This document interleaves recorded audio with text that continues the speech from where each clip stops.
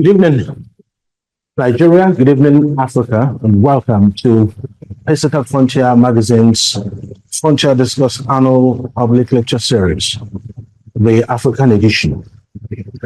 And for this year, we're looking at a theme, Beyond Borders, Shared Pressures and Politics of Reforms in African States. Africa has recently experienced a resurgence of military coups and civil mass protests. Now, a closer examination of these events beyond national borders reveals citizens' agitation against poor governance, politics, policies, and the economic downturns in African states. External pressures from Western countries and institutions like the IMF also influence decision-making in African states. Regional organizations such as the African Union and ECOWAS have been criticized for their impact on Africa's leadership crisis. Now, if left unchecked, these shared pressures may lead to continental implosion. To avoid this, it may be essential to advocate for politics of reforms in African states. Now, this lecture aims to propose solutions to calm the troubled waters, reform governance, and promote economic prosperity in Africa. It will explore how to strengthen institutions, promote human rights, and enhance regional integration.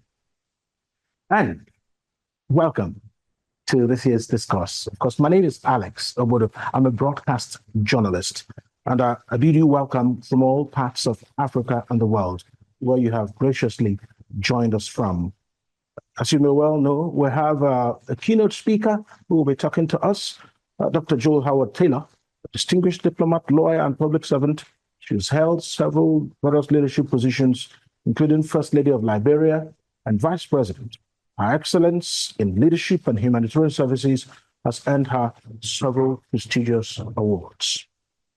And as we welcome all of you, we will have a panel session after the keynote speech, which of course will have us interface with a number of persons who will be in the panel. And I'll get to that in a minute. Just before that, we'd like to thank those who graciously on the partners and donors list of this year's discourse. I have Odengene Air-shuttle Services Limited, ROWE Nigeria, Human Development Center, Nigeria, OPEANS Nigeria Limited, Selonnes Consult, Dr. Mo Ene, Journalist 101, the Media Partners Journalist 101, Anchor News, CEO Media, and OU Travel and Tours. And of course, we'll have our guests who will be joining us. Right Honorable Nolem Naji, member representing the Kano East and West Federal Constituency. Mr. Frank Mweke II, former Minister of Information and former DG of the Nigerian Economic Summit Group.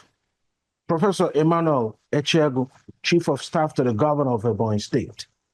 Chief John Obodo, Executive Chairman of Kano West Local Government. Dr. Kingsley Ude, Attorney General and Commissioner for Justice, Enugu State.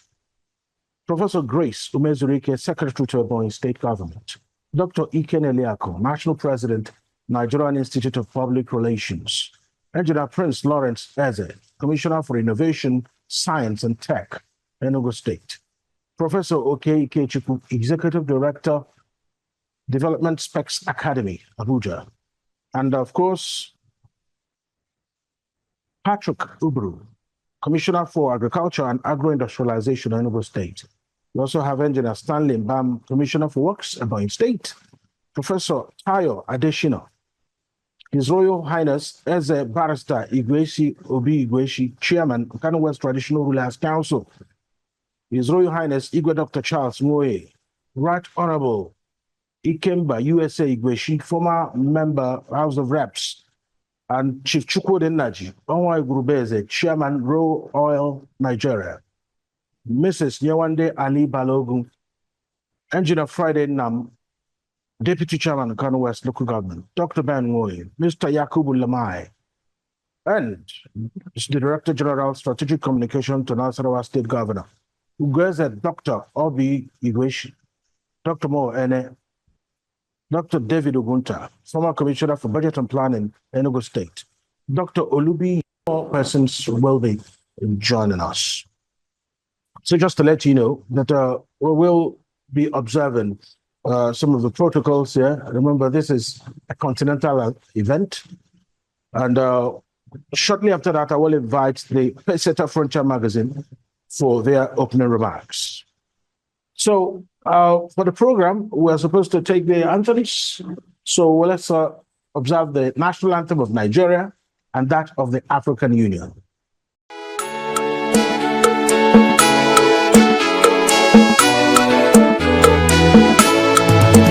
Nigeria, we hail thee, our own dear native land. No tribe and tongue may differ, in brotherhood we stand. Nigeria's tall and proud to serve our sovereign motherland. Our flag shall be our symbol, that truth and justice reign. In peace all power to honor, and this becomes as gain. To hand unto our children, our banner we all sing. O God of all creation, grant this our one request. Help us to build a nation where no man is oppressed. And so with peace and plenty, Nigeria shall be blessed.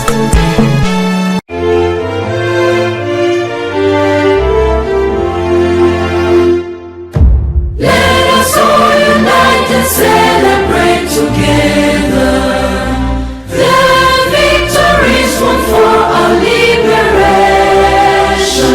Let us dedicate ourselves to rise together to defend our liberty and unity. All sons and daughters of Africa, flesh of the sun and flesh of the sky, let us make Africa a tree of life. Let us all unite and sing together to uphold the bonds that frame our destiny. Let us dedicate ourselves to fight together for lasting peace and justice on earth. All sons and daughters of Africa, flesh of the sun and flesh of the sky, let us make Africa the tree of life. Let us all unite and turn together to give the best we have to Africa, the cradle of mankind, the fount of culture, our pride and hope and break of dawn. All sons and daughters of Africa, flesh of the sun and flesh of the sky, let us make Africa the tree of life.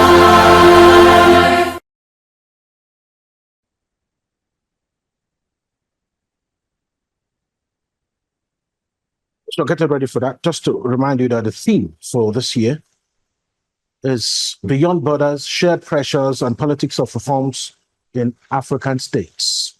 So it's all about how African states can get their feet on the driver's seat and, take their destinies in their own hands.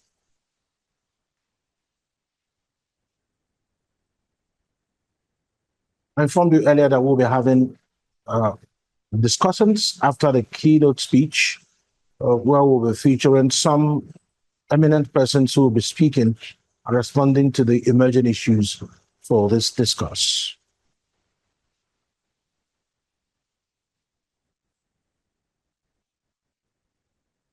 Okay, there we have it. Thank you so much. We've observed the anthems of both Nigeria and the African Union. It's time for us to invite the Pacesetter Frontier magazine for their opening remarks.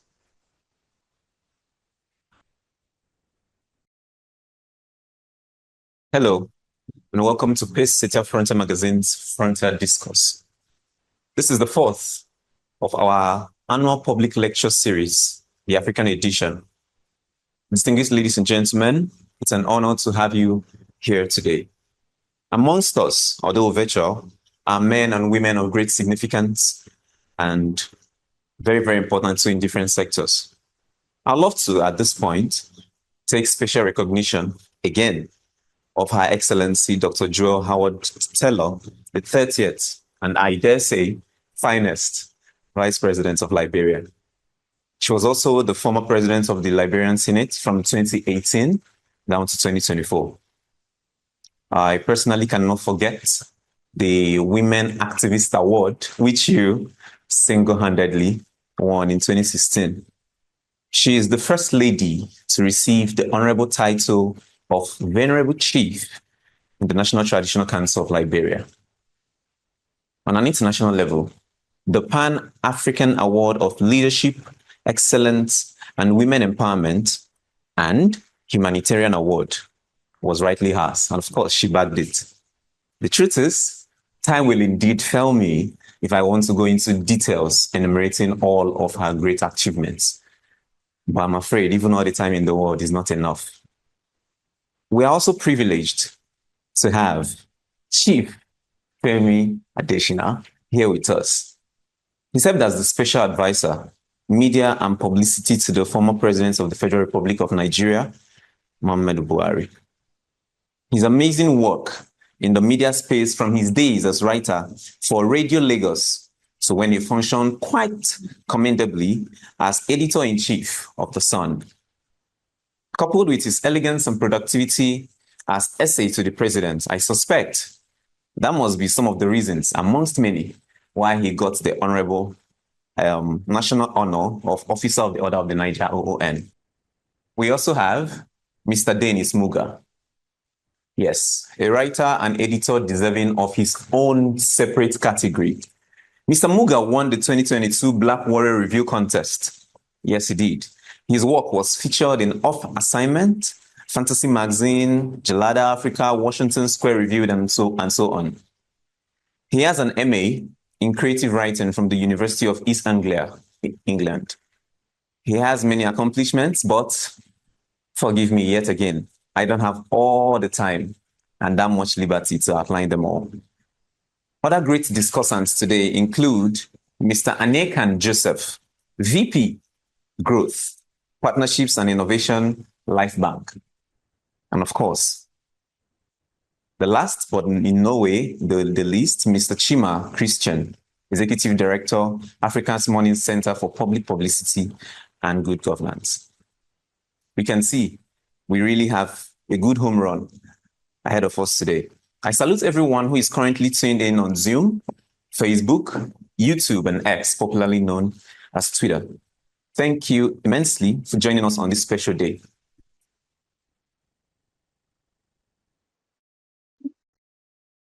Thank you for joining us on a day like this on inclusive peace, responsible governance, societal progress and development, and much more. Our focus is to educate and encourage people on matters of governance, leadership, politics, the economy, and the relationship between the government and the citizens. From our founding year in 2020, this moment marks another wonderful time in the timeline that we have continued to make positive strides, indeed, in the dust of time. The title of this year's discourse is Beyond Borders: Shared Pressures and Politics of Reforms in African States. Our keynote speaker is Our Excellency Dr. J.H. Taylor, and our special discussants will include Chief Femi Adesina, Mr. Dennis Mugaa, Mr. Aniekan Joseph, and Ms. Chima Christian. I am Victor Chibuko, and once again I say welcome. Sit back, relax, and enjoy the rest of the discourse. All right. This is still the Pacesetter discourse, as you will have heard from the owners of the discourse. He's reeled out those that will be debuting here and, of course, giving us thought-provoking lectures. I think that what I have to do now is very simple. I would like to invite Dr. Ike Neliako. Yeah, I will invite him, but just before we do that, I would like to go through the profile of our keynote speaker. It's something that we need to do, very, very important. Dr. Jewel Howard-Taylor is a distinguished diplomat, lawyer, and public servant. She has held several leadership positions, including First Lady of Liberia and Vice President. Her excellence in leadership and humanitarian services has earned her several prestigious awards. So there is really a good reason why she is our keynote speaker today. And it is something that we are not taking for granted. So Dr. Jewel Howard-Taylor is a seasoned diplomat, lawyer, and public servant with 2 decades of experience in law, economics, gender development, impactful leadership, and public administration on various levels, with deep proficiency in policymaking, decision-making, conflict resolution, peace, and nation building, both on national and international levels. Dr. Howard-Taylor bagged a BSc in economics from the University of Liberia, Monrovia, Liberia, in 1985.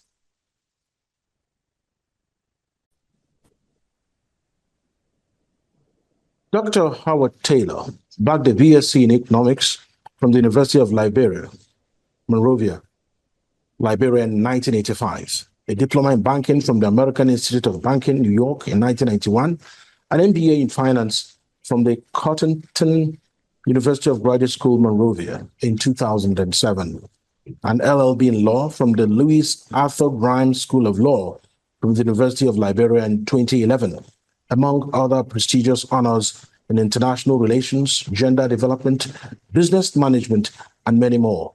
Between August 1997 to August 2003, she served as the First Lady of Liberia, during which she rendered heartfelt service to her nation. During the Liberian civil crisis, she established and handled the National Humanitarian Task Force that provided monthly food rations and medical services to over 300,000 internally displaced Liberians for over 3 years. Not to mention that as First Lady, she advocated and lobbied for the creation of the Ministry of Gender, which is today the Ministry of Gender, Children, and Social Protection, and also on an inheritance law that affords equal rights for widows in civil and traditional marriages in Liberia to this day. As the senior senator representing Bong County in Liberia in the Liberian Senate from January 2006 to January 2018, Dr. Jewel served on several key Senate committees such as Ways, Means, Finance and Budget, Judiciary, Claims, Petitions and Human Rights, Defense and Internal Affairs, Gender, Health, Children and Social Services, among other important committees, and international relations. Between January 2018 to January 2024, she served as the Vice President and later the President of the Liberian Senate. During this, she, among other ambitious feats as the presiding officer of the Liberian Senate, ensured the legislature made laws and policies that guided the implementation of Liberia's pro-poor agenda for prosperity and development, with a focus on poverty eradication, gender equality, SDGs, and accessible healthcare to the people of Liberia. Dr. Howard-Taylor has also served or is serving in many other leadership positions. April 1996 to September 1996, President Agricultural Cooperative Bank of Liberia. September 1996 to August 1997, Deputy Governor, Central Bank of Liberia. Former Chairperson, Women Legislative Caucus of Liberia. Member, African Women Network, African Union. Current Global Chairperson, African Women in Leadership Organizations, AWLO. Founder, Jewel Starfish Foundation. Her excellence in leadership and humanitarian services has earned her numerous distinguished awards, nationally and internationally. In 2000, she was awarded the Order of the Most Venerable Order of the Pioneers. In 2012, I beg your pardon, the African Leadership Award as the Outstanding African Female Leader of the Year by the African Leadership Organization Dubai. In 2016, the Pan-African Award on Leadership Excellence and Women Empowerment.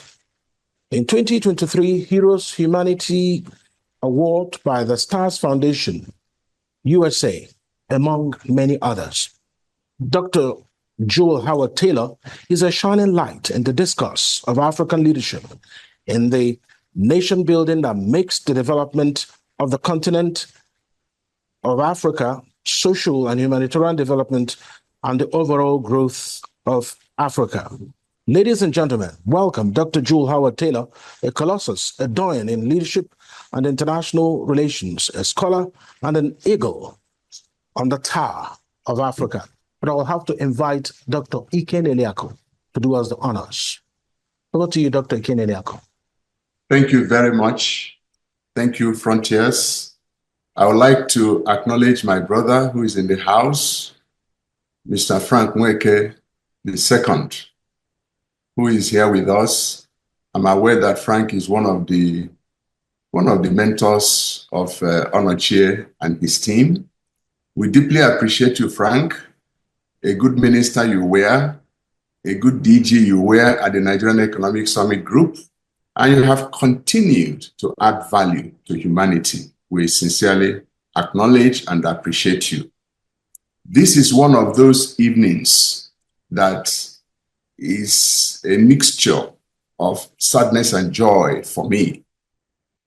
Joy because we are here to listen to a mother, an outstanding African patriot, a woman of inestimable value. We've had all her profiles and we are sincerely pleased. But unfortunately, I received a text on Monday from our guest speaker, and she said, "Good day, dear brother. I came to Lagos on Saturday as planned, but twisted my knees in an accident and ended up and landed in the hospital." I just read the text, which was by 7:27 a.m. on Monday. Her Excellency was very, very troubled that she came into Lagos on Saturday en route Abuja because she wanted to take the lecture from Abuja. She is based in Liberia, as we all know, but she wanted to take this lecture in Abuja. She had a program in Lagos. And so she had this accident and then ended up in hospital. Yesterday, she went through a surgery. And this afternoon, she was flown back to Liberia.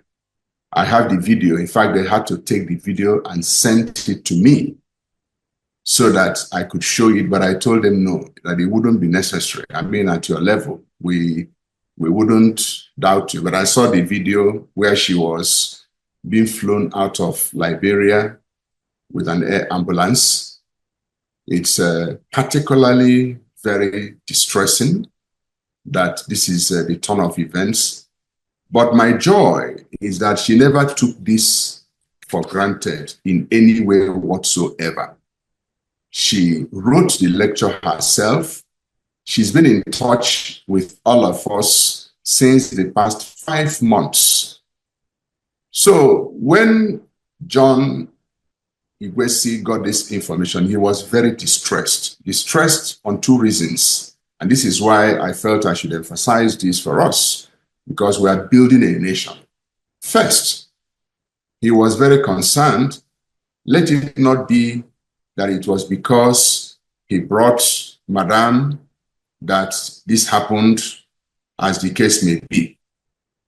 And secondly, he felt very disturbed that would it then be that people would think that there was no credibility in the first place, that he just began to send stories about her and there was no content to the story he was sharing. In other words, he was lying, which means the issue for him was an issue of reputation and integrity.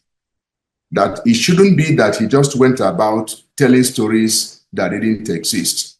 That was when it touched me so much that a young man of his age would be conscious of his integrity and his reputation and the reputation of the organization that he runs. And as president of Nigerian Institute of Public Relations, I immediately knew the value of what he was talking about. It was at that point that I said, not to worry. I opted to be the one to bring this information to all of us. But it didn't end there. Madam didn't just sign off and said, well, because of this, I will not do anything. Being the Amazon that she is, she had prepared her lecture and she got a brilliant gentleman to present her lecture on her behalf, or her speech on her behalf, as the case may be. So, distinguished ladies and gentlemen, it is now my pleasure to introduce the person who has been mandated to present Her Excellency's speech. He's a Nigerian, Dr. Patrick Coker, a former naval officer and military spokesperson of the then largest United Nations peacekeeping mission in Sierra Leone. He also served as a civilian UN official in Ethiopia, Eritrea, Liberia, Nepal, and the UN headquarters in the USA. He is a Mediation Training Institute consultant and director on national and foreign partners. He's a member of the bar in Nigeria. He's a lawyer. He holds MBA, LLB, BL, LLM, UK, and currently just concluded his PhD studies in Gordon University in Aberdeen. But that's not the story. The story is that he became the first African to specialize in a doctorate studies in waves and tidal energy law. That's a great feat that he accomplished. Our person who is speaking on behalf of Madam this evening has more than 16 years high-level managerial and administrative United Nations experience in Sierra Leone, Liberia, and a number of other countries. He has demonstrated proven abilities in building and consolidating partnerships at the governmental, regulatory, and legislative levels.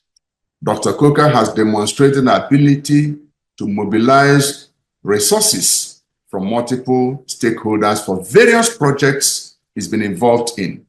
He has broad experience working in public forums and media. There are several of us who will be able to deliver her speech in a very professional, classical, and distinguished manner. Ladies and gentlemen that are here with us this evening, it is my pleasure to bring onto the virtual lectern Dr.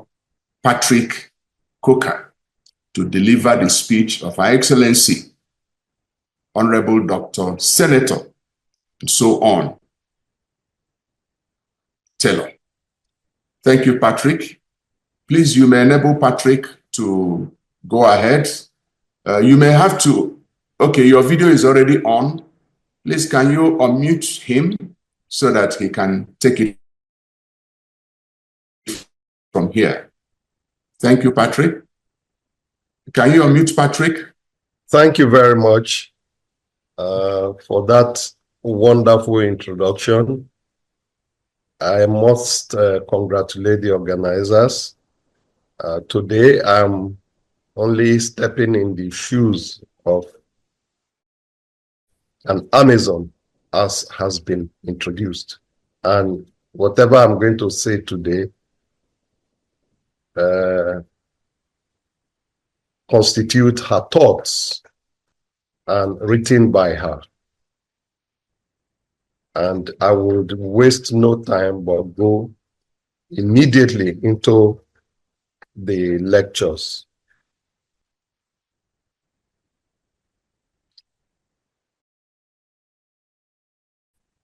The topic today is Beyond Borders, Shared Pressures and the Politics of Reforms in African States. Excellencies, esteemed guests, honored participants, distinguished ladies and gentlemen, I also observe all other protocols. It is a real privilege to be part of this continental discourse, being held in order to take a deeper look at a topic that lies at the heart of not only African collective future, but at the heart of each African, especially youth. The topic today is Beyond Borders, Shared Pressures, and the Politics of Reforms in African States. At first glance, in consideration of the extensive sphere of this discussion, permit me to quickly state that this conversation is not merely about borders and shared pressures and politics. For in order to deal with it in a holistic manner, it has to consider real discussions about shared humanity, the challenges of the continent, ways and means to tackle same and the possibilities it holds for a developed, prosperous, and equitable Africa for all. Let us go into understanding the concept of the discourse. Unlike many other nations, Africa consists of an entire continent.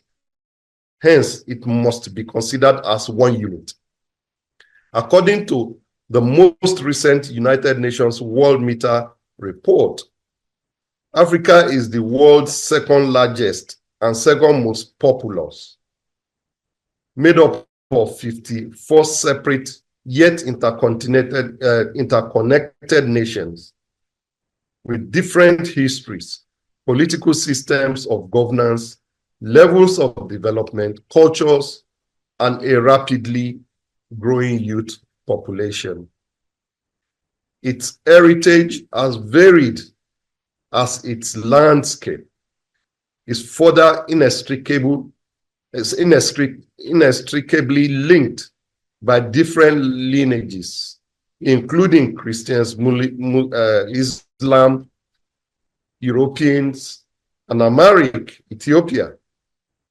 Indeed, ours is a continent rich in diversity, development, human and natural resources across its 30.37 million square kilometers, or 11.7 million square miles, enough to fit in the United States, China, India, Japan, Mexico, and many European nations.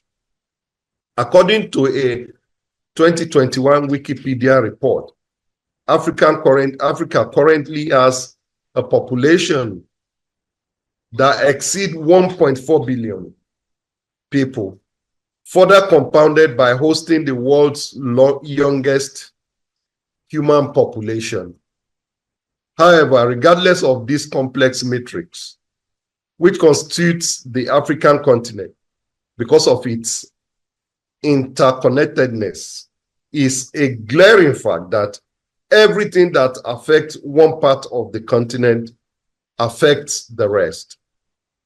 Therefore, the continent could be viewed as a two-sided coin, where on the one hand, its benefits include large amounts of yet untapped human and natural resources. Is the world's largest free trade area, holds one of the most diverse ecosystems, and the largest regional voting group. On the other hand, the shared challenges include economic, environmental, and social inequalities, internal crises, inequalities, youth uprisings, and political instability, which transcends borders.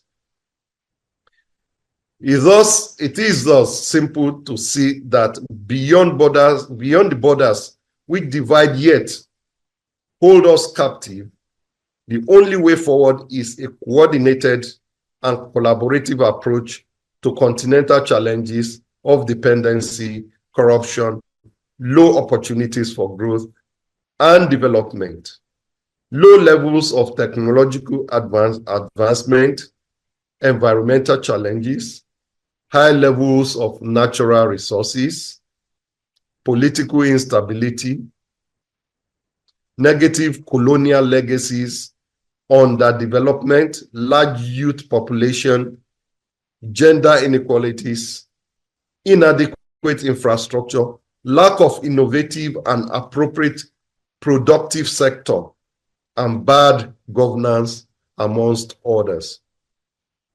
Excellencies, special guests, honored participants, distinguished ladies and gentlemen, I will now give a snapshot look of the wide-ranging subtopics which will form the basis for an entire book, some of which are as follows.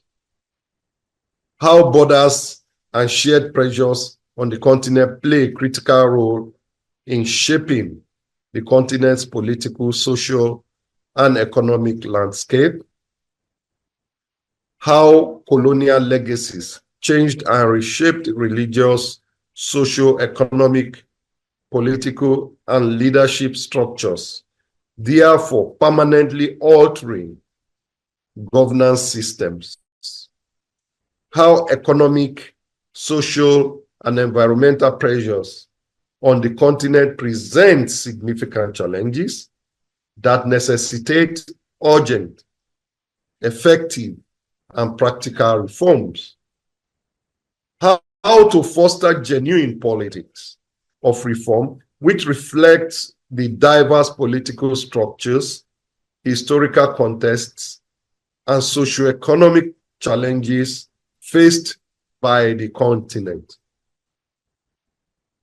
How to utilize regional integration and cooperation as vital tools for fostering economic development, enhancing stability, and addressing common challenges faced by member states.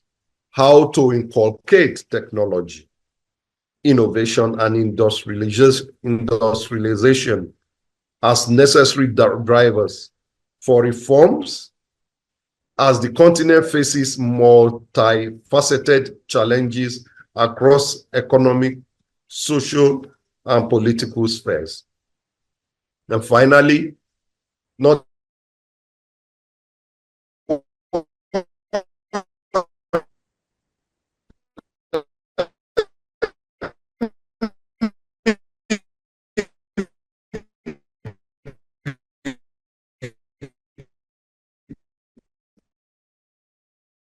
which are socio-economic landscape.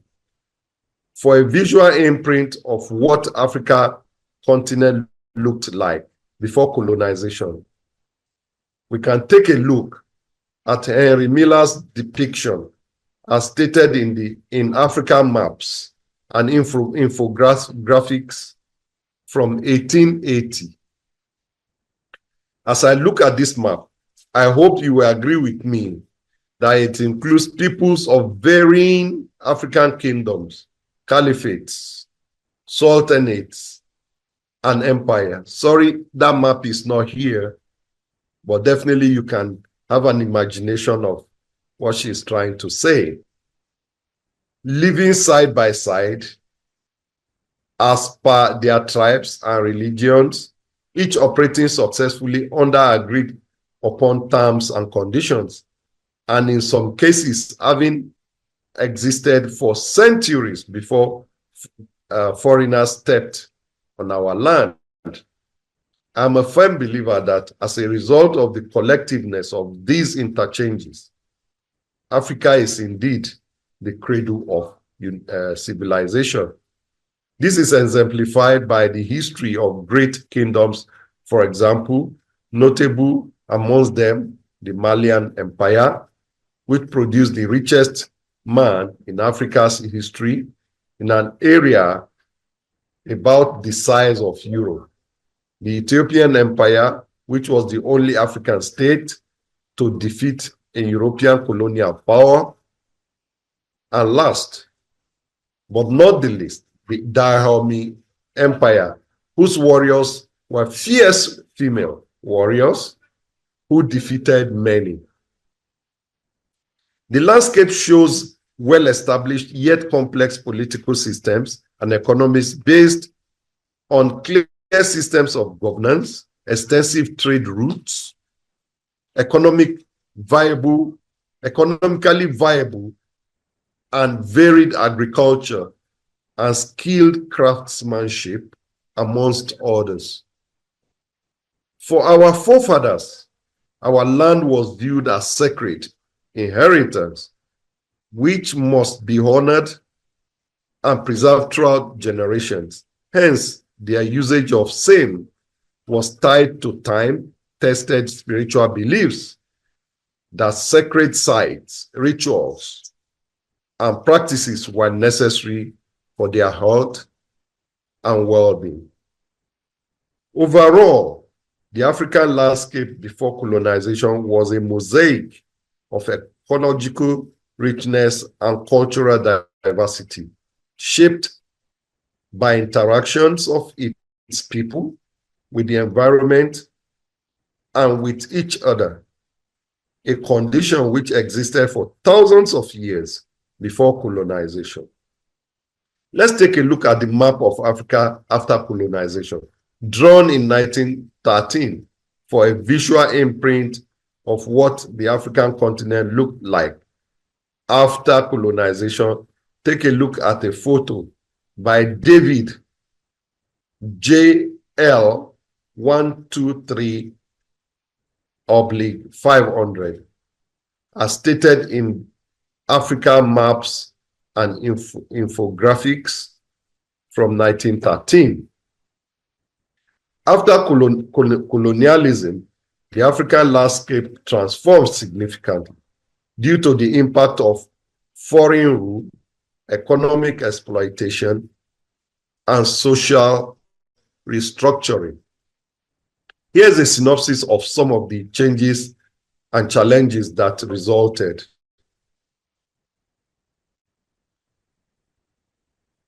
Geopolitical redrawing. Colonial powers arbitrarily divided Africa territories, often without regard for existing ethnic, cultural, or social boundaries. This led to establishment of new nations and borders, which frequently ignored historical tribal territories and communities, resulting in ongoing conflict. Economic exploitation. Colonial regimes focused on extraction of resources for the benefit of the colonizers. This includes mining, establishing plantations. Local economies were often undermined, and traditional agricultural practices were replaced by monocropping system that favored colonial interest and destroyed the environment. Infrastructure development. While colonialism did lead to the construction of infrastructure, such railroads, roads, and ports to facilitate resource extraction.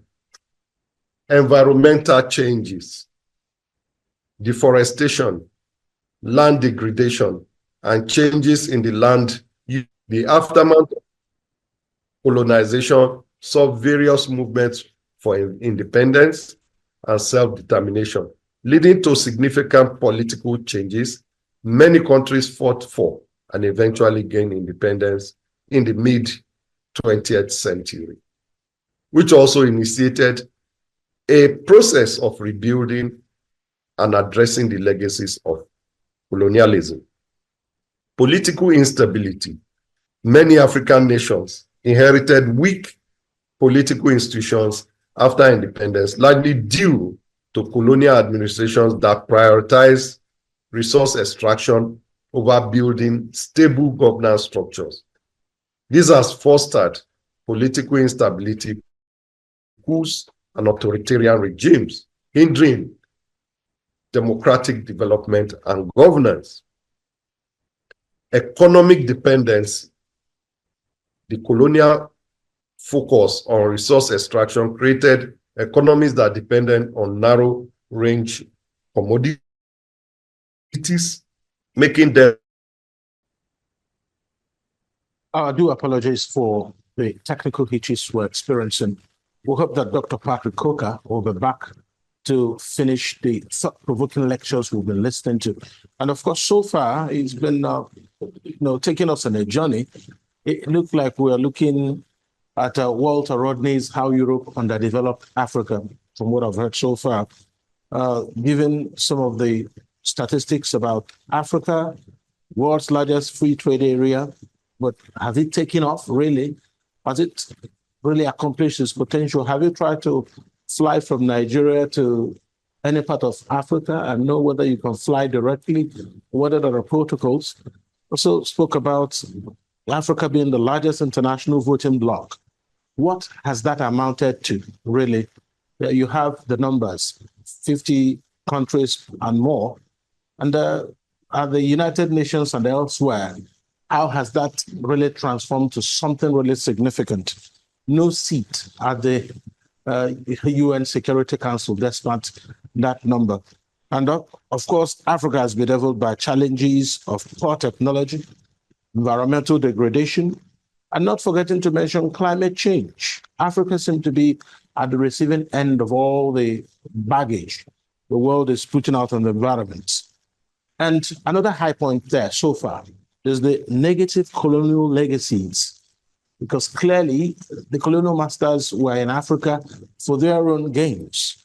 So the infrastructure they put in place were largely the infrastructure that will favor them and favor their economies of their various countries.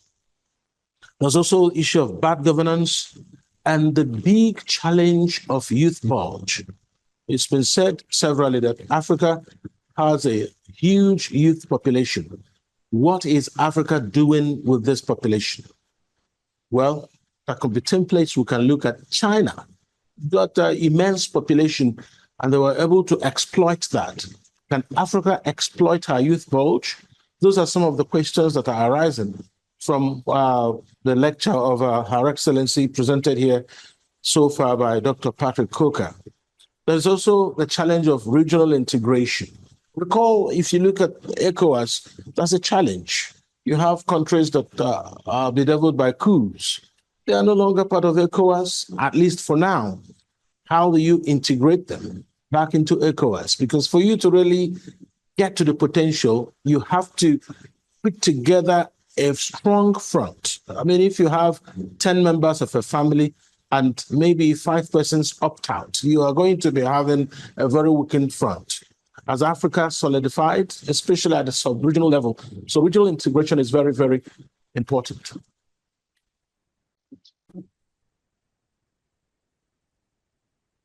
All right, so like we were saying before, regional integration is a challenge.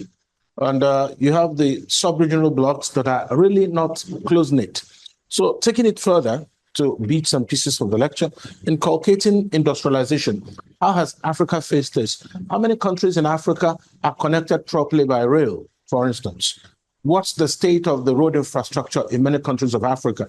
You can easily find out when you look around. There are statistics to show that a lot of African countries are not yet off the ground in terms of these elementary things of having good roads, for instance, bridges, and even having steady power supply. These are issues that hit directly at industrialization. You can't industrialize if you don't have those things. So I think we'll have Dr. Patrick Coker back on the line. So we'll plead that you continue your lecture.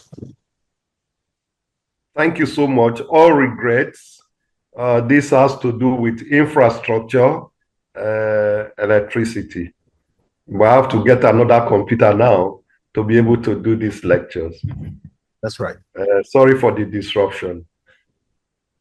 So going forward, another aspect is land dispossession and inequality. Of course, during colonial rule, vast areas of land were confiscated from indigenous people for agricultural purposes, leading to entrenched land inequalities.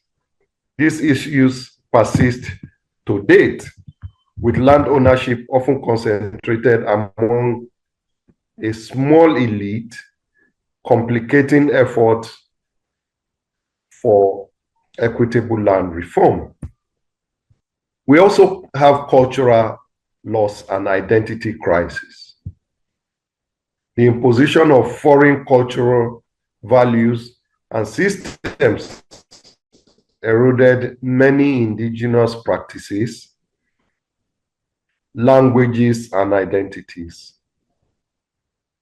This cultural loss has contributed to ongoing struggles for cultural preservation and the reassertion of indigenous identities. Another issue is legacy of conflict. Many nations face ongoing conflicts fueled by colonial era grievances, including competition for resources and power. These conflicts have that pitted groups against each other and created systems of inequality. We also have global marginalization. The history of colonialism on the global stage.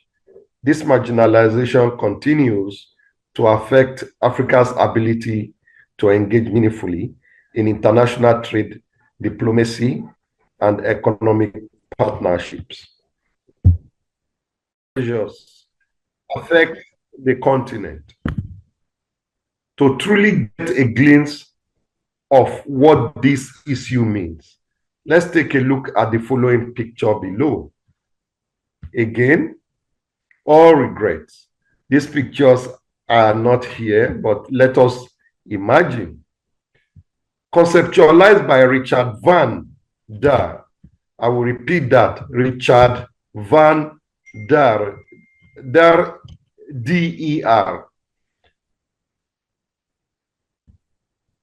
This depiction illustrates a continent under intense pressure, held tightly in the grip of a red clamp, isolated on a clear background, with the screw being held by an invisible person, thing, or system. Some of the pressures which affect the continent are economic pressures. Though the continent has huge amount of natural resources and human resources, many African economies depend heavily on a narrow range of commodities that are traded in their raw state, no value added: oil, minerals, agricultural products, making them vulnerable to global market fluctuations. And as a result, economic growth in most regions does not evenly translate into improvements in living standards, leading to widespread poverty and limited access to opportunities. Political pressures. The shared borders of African countries are often influenced by a variety of political pressures that contribute tensions, conflicts, and lack of cooperation among nations. Some of the key political pressures affecting these borders include ethnic and national identity, resource competition, territorial disputes, insecurities, refugee crisis, illegal border activities, governance challenges, amongst others. A quick look at the social pressures. Social pressures as affecting shared borders of African countries are varied and can lead to tensions as well as provide opportunities for cooperation. Here are some of the key social pressures that influence border dynamics. These are ethnic and cultural diversity, migration and displacement, colonial history, tradition and modernity, social identity and nationalism. In addition, health crises and epidemics. These social pressures illustrate the complex landscape of shared borders in Africa, where local histories, identities, and economies intersect with national policies and international relations. A look at environmental pressures. Environmental pressures affecting the shared borders of African countries have significant impact on the entire socio-economic sphere of nations. These pressures can lead to resource conflict, ecosystem degradation, and challenges to the livelihoods of communities. Some of the key environmental pressures that impact Africa's shared borders are resource scarcity, climate change, deforestation and land degradation, biodiversity loss, cross-border resource management, pollution, climate-induced migration, and disaster vulnerability, amongst others. A look at global pressures.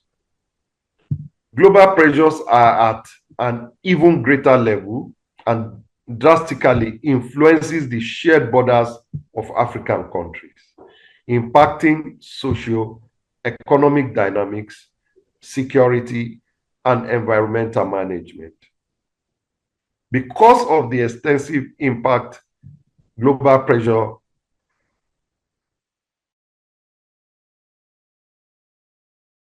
there is a need to delve in a bit into some of the ways it manifests as follows.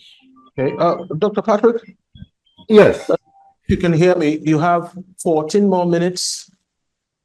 So we 14 more minutes. Yes, please. Okay. Thank you. Okay. Under the global pressures, we have economic globalization, international trade agreements between countries and regional organizations,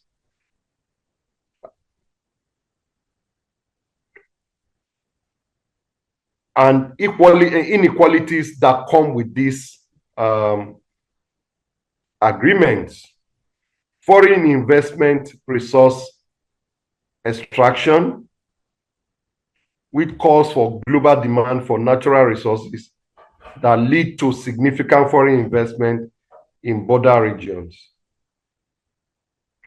This can result in environmental degradation and social displacement of local communities that do not benefit equitably from resource extraction. We have migration and flows, health crises, and global pandemics. We have the climate change and global environment agreements. We also have transnational crime and security threats. Global pressures related to drug trafficking, arms smuggling, and terrorism can destabilize border areas. International cooperation is often needed to address these security challenges while balancing national sovereignty and community needs. We have cultural exchange and influence. Also, we have human rights and advocacy. We have debt and development aid, and not the least, we also have technological advancements. Let us quickly look at issue 3. And I'm going to summarize now because of time pressure. What are the politics of reforms needed in African states? Reform refers to the improvement, amendment, or correction of what is considered wrong, corrupt, or satisfactory.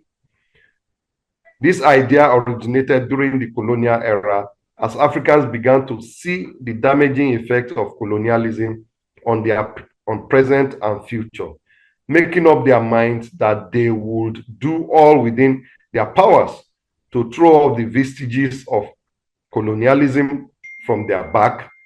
As they sought freedom, they began to consider alternative policies, which they hoped would most likely perform better after the colonial era.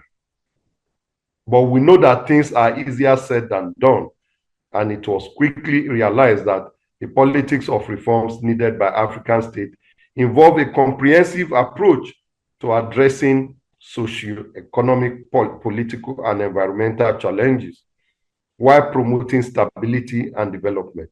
Some of the key areas where reforms are essential are governance and political accountability, decentralization of power, economic diversification and development, social inclusion and equality, conflict resolution and peace building, environmental sustainability, as well as infrastructure development. Also, we have health and education system, as well as youth empowerment and employment.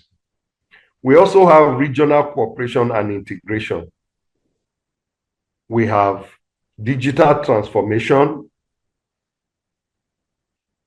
thereby promoting digital literacy and access to technology. We have crisis management frameworks, enhancing resilience to crisis, be they health, economic, or environmental. And last but not the least, exercising political will. As we have seen across the continent, political will being employed at the highest level is essential for securing the resources for sustained and genuine changes, as their actions will produce a desired outcome. Excellencies, special guests, distinguished ladies and gentlemen, issue 4. How does politics across Africa affect its development and progress? By shaping economic growth,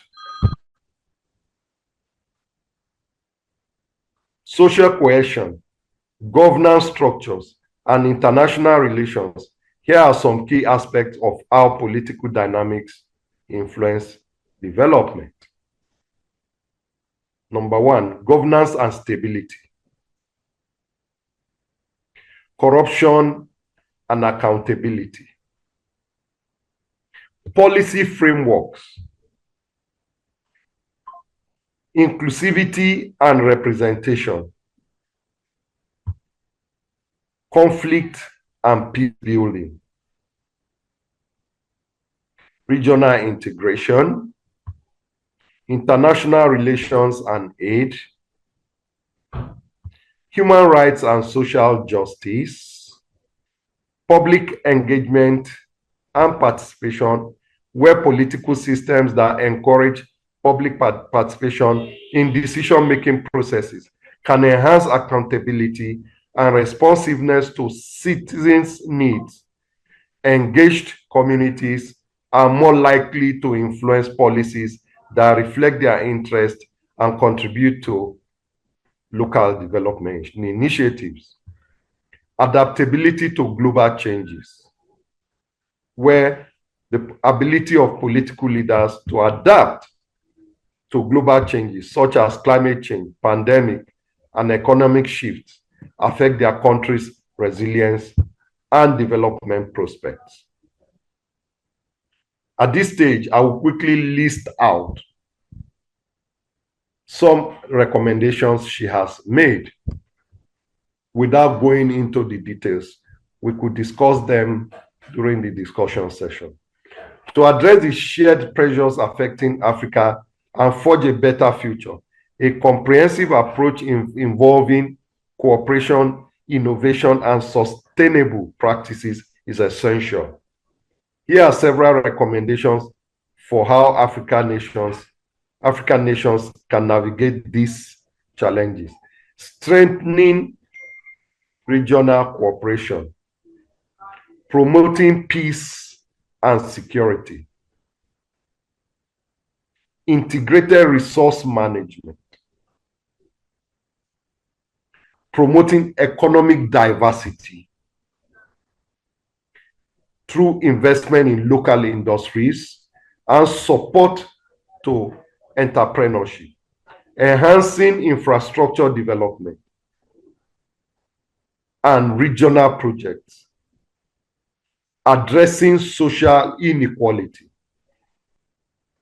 which allows for inclusive policies and empowering women and children, investing in education and health, leveraging technology and innovation through digital transformation and innovative solutions, promoting environmental sustainability and supporting diversity conservation, strengthening governance and accountability through reinforcement of democratic institutions and combating corruption, global engagement and partnerships. And by implementing these recommendations collaboratively and inclusively, African nations can effectively address shared pressures and create sustainable and prosperous future for their populations. The focus should be on interdependence, mutual benefits, and resilience as key components of progress across the continent. At this stage, this marks the end of Her Excellency's speech as delivered by Patrick Coker. Thank you very much for listening, and I look forward to a very robust discussion based on this speech. Thank you very much. Thank you so much, Dr. Patrick Coker. It was thought-provoking. I had a hard time, having to keep up with what you're saying and making notes and making sure that I'm catching up. I have to thank you so much for accepting at a very short notice to present a very thought-provoking lecture from our keynote speaker. So I have to thank you still for doing this. So at this point, it's time for us to empanel the discussion, the panel of discussants that will do this. It's not a one-man show. So, and we're going to, if you permit me, I'm going to introduce those that will be in the panel, one after the other. The number one person I will call on.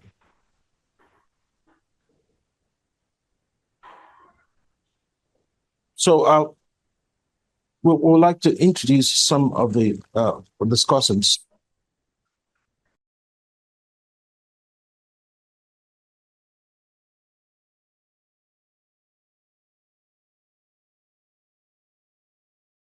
All right, so before I get into paneling the discussants, I'd like to recognize the presence of Remi Shonaya, a former presidential candidate. Thank you for joining us. And of course, I've welcomed before my elder brother, Mr. Frank Nweke Jr. I'm not quite sure I have particularly, I read it, but I'm saying it particularly. Mr. Frank Nweke Jr., thank you for being here. Okifufe. All right, so let's try to meet our panelists. Number one is Femi Adesina, OON. He's a Nigerian journalist who served as a special advisor, media and publicity to former president of the Federal Republic of Nigeria, Muhammadu Buhari. Femi Adesina started his career in journalism as a writer for Radio Lagos. He then later joined Vanguard newspapers. Adesina wrote for Vanguard newspapers and National Concord newspapers before joining the Sun newspaper, where he rose to editor-in-chief. He also served a 2-year term as president of the Nigerian Board of Editors. Although re-elected for a second term as guild president, Adesina stepped down after receiving his government appointment. He also stepped down as editor-in-chief of the Sun. Adesina was sworn in as special advisor on media and publicity to former President Buhari on August 31st, 2015. The second person here is Dennis Mugaa. He's a Kenyan writer and editor. His debut short story collection, Half Portraits Underwater, was published by Masobe Books in 2024. And then meet the next person, Aniekan Joseph. He's a result-oriented professional with a strong background in business development and public health. At LifeBank, Aniekan continues this mission by leading growth initiatives that promote innovative product development and strategic partnerships. His approach leverages skills in business growth and new business development that he has refined over the years in various sectors, including healthcare, technology, and international development. He is dedicated to ensuring that growth translates into more accessible healthcare services, reflecting his commitment to making a tangible impact in Africa. With a keen interest in public policy and governance, Aniekan is building continental partnerships and collaborating with like-minded individuals and organizations to create a compelling narrative about global issues and their implications for Africa. And then we have my friend, Chima Christian, is a renowned public policy expert and a good governance advocate based in Nigeria.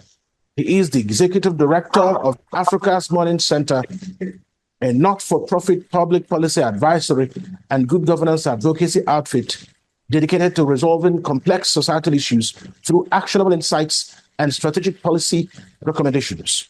His strategic initiatives focus on routing or retooling public policies to empower citizens and drive systemic change in Africa. He is committed to promoting responsible governance and fostering active civic participation to build a just and equitable society. That's my panel, gentlemen. Probably start my conversation by, would like you, gentlemen, to turn on your videos so we know that you are there. That's how we will know.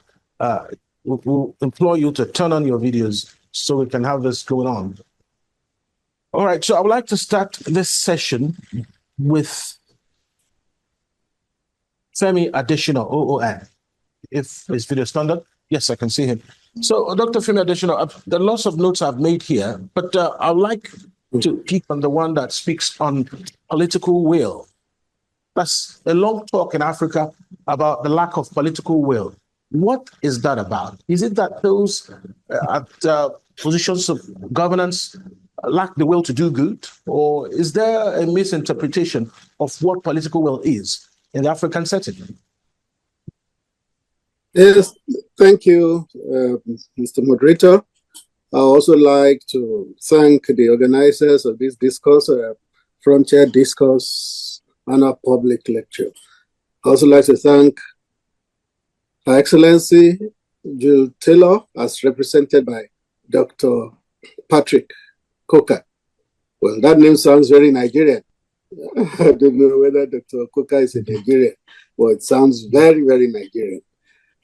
Thank you. Now, talking about political will, well, it's such an omnibus concept, but I think in its narrowness, it's usually used for that leaders don't muster the will to do the proper things to the best of the interest of their populace. So I will say that will be due to a conglomeration of forces. In Africa, the forces that confront not just the people, but also leadership is enormous. As we have seen through the lecture, these forces can be regional, they can be global, they can be economic, different types. So any leader that is going to make a difference in Africa must be strong, must be strong. But you also will find out that the countries that constitute the forces against Africa don't like strong leaders. They don't like strong leaders.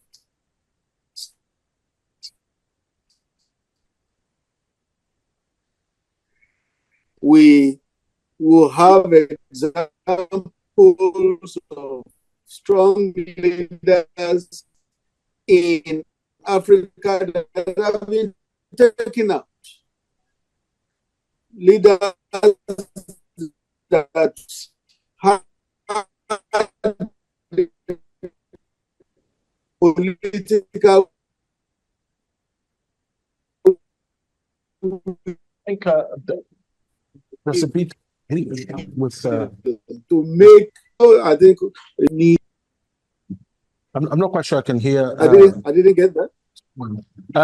Mr. Adesina, we can hardly hear you clearly, and we really want to benefit wealth of knowledge. It looks like the up and down movement of networks across the continent is trying to beat us down, but we're trying to wear the coat of resilience and surmount all challenges, whether technological or otherwise. I don't know whether you have the network has stabilized, so you can finish your line of thought there. Okay, let me try and let me quicken it.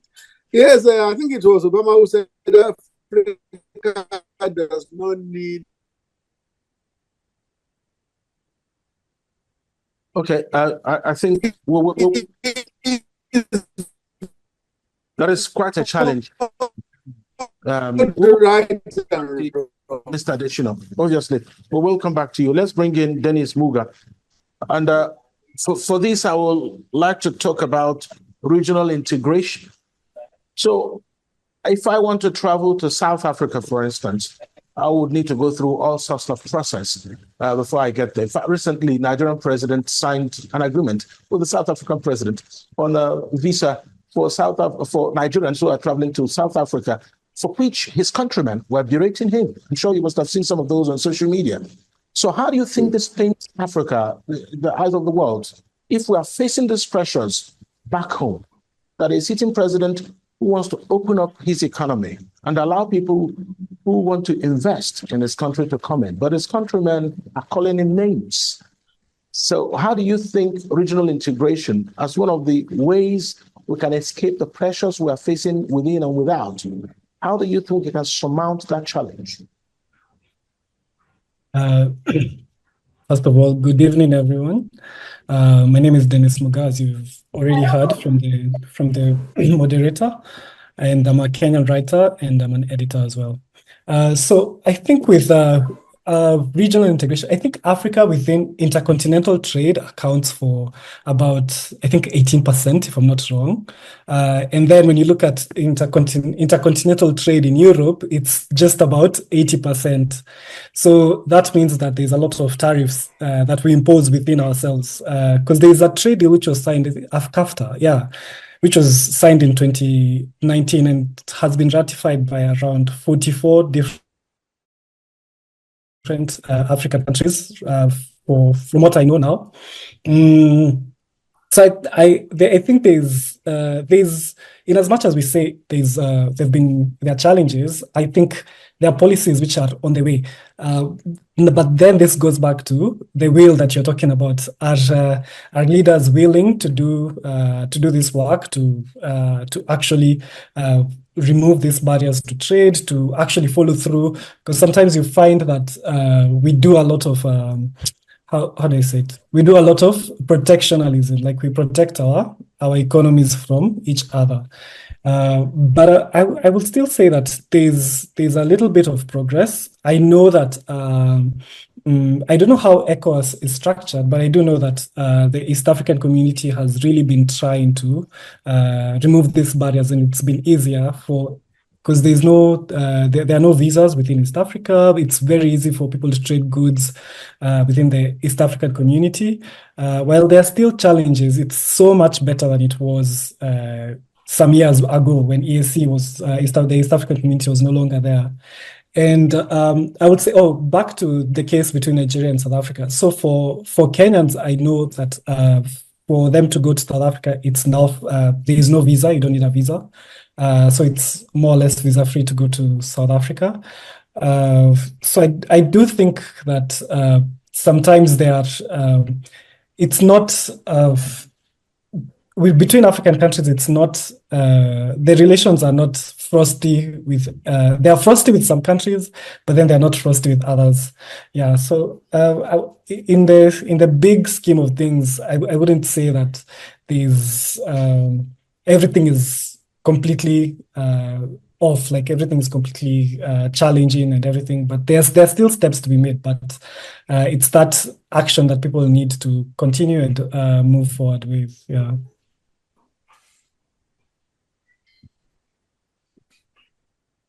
Oh, I think you're muted, moderator. You're muted, moderator. Okay. Mm. All right. Haha, there you go. Mr. Mugaa, I'll get back to you to tell me about your experience in the Kenyan protests for as long as it lasted. But I have to go now to Mr. Aniekan Joseph.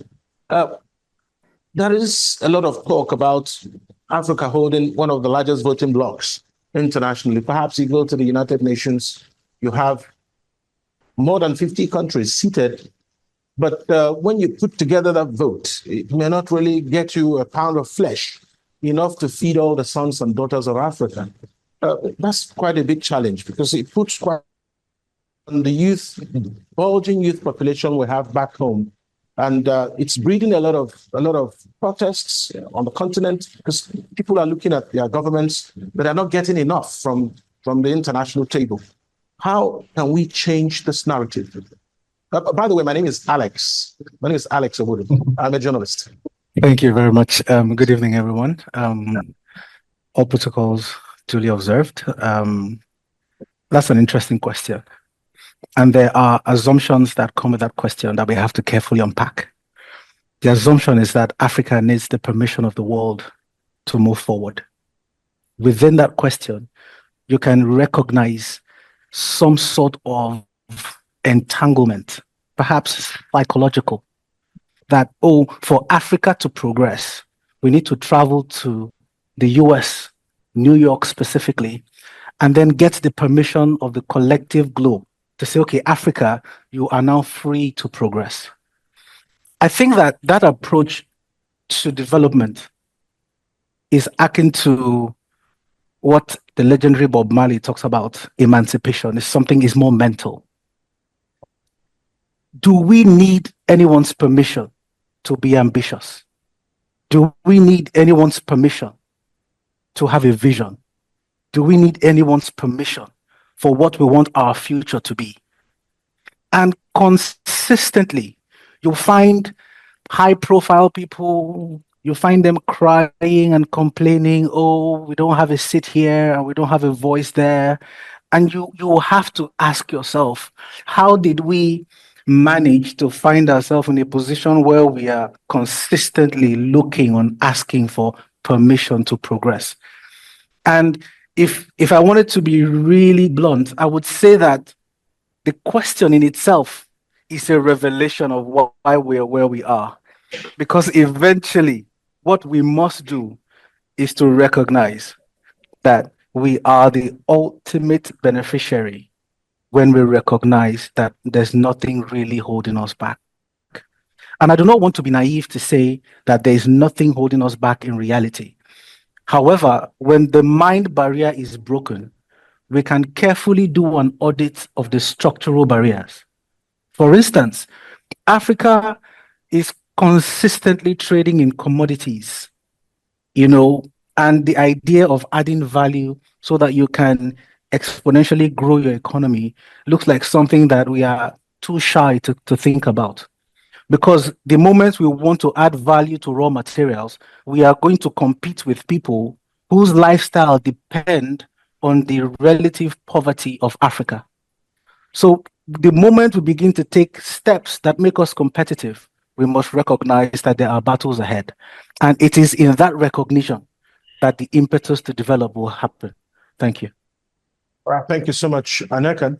I've been told by Chima Christian that to give him just a few minutes before he will join us I'm actually itching to hear his contribution. But let me get back to Femi Adesina. And one of the recommendations made by the keynote speaker was for strengthening of governance. We hear that all the time. But is it just about saying it? How possible is this really in the real sense, in an African setting, when you say you want to strengthen government, when there is a constitution? Those in government will tell you that there is a constitution that they are following. And the process of amending that constitution might take another 25 years to materialize.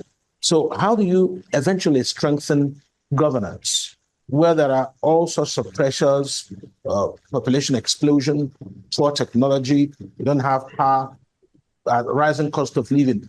How do you strengthen governance in a setting like ours? We're not just talking about Nigeria here, the whole of the continent. Thank you. I hope network will allow people to hear me this time. I believe it. Okay. Yes. Strengthening governance. I believe that when governance is good, it is good. Strengthening governance does not really arise because governance itself has strength. And in each country's constitution, there is enough to make government succeed. So there should not, we should not make heavy weather about strengthening governance. There is enough embedded in governance itself to make things work. Let those who run government, those who lead countries, do what they should do. Use what they have in their constitutions and not complain that the constitution hinders them. Use the power that is resident already in government and in your constitution. Ensure that there is what is called good governance, and there will be less of riots all over the continent, as we have seen. I'm also looking forward to hearing about the perspectives of our brother from Kenya. Like you said, there had been riots in Kenya. We have had our own in Nigeria. It's been here and there on the continent. If governments use the power embedded in government already, it's enough. It's enough. They should just govern well, govern transparently, govern honestly, eschew corruption, and you will see that we wouldn't have to be talking about strengthening governance. Thank you. All right. Okay, thank you. Thank you so much. Thank you, Mr. Femi Adesina. I think I need to be unmuted at this point. We can hear you. Thank you, Mr. Femi Adesina. We will, just to remind those watching us outside of Zoom, that you can drop your comments on Facebook, for instance, and even on YouTube. You can drop your questions there and we will attend to them.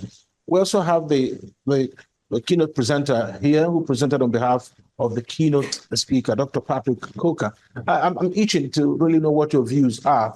Yes, it wasn't your paper you presented, but you are now here. You are, like they say in our modern churches, you are now the point of contact. So, I'll give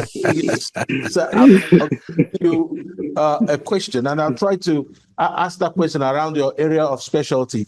because I listened when your bio was being read. And I'm really interested in looking at how Nigeria has, or how Africa has communicated with the rest of the world in terms of their strengths and weaknesses. So a lot of African countries have resources that they are not quite getting a lot from when they get into some kind of trade with countries outside of the shores. So what really is the problem? Because there are a few headlines when you were talking, you talked about challenges of poor tech, and of course, environmental negative and colonial legacies. We also have issues around bad governance. So that's a whole lot. So, but then people think that Africa has resources, but the governments don't seem to have a lot to show for all the resources that are moving out of the continent on a daily basis. Thank you very much. First, let me confirm that I'm Nigerian. Oh, It puts a rest to that, I'm sure. We see.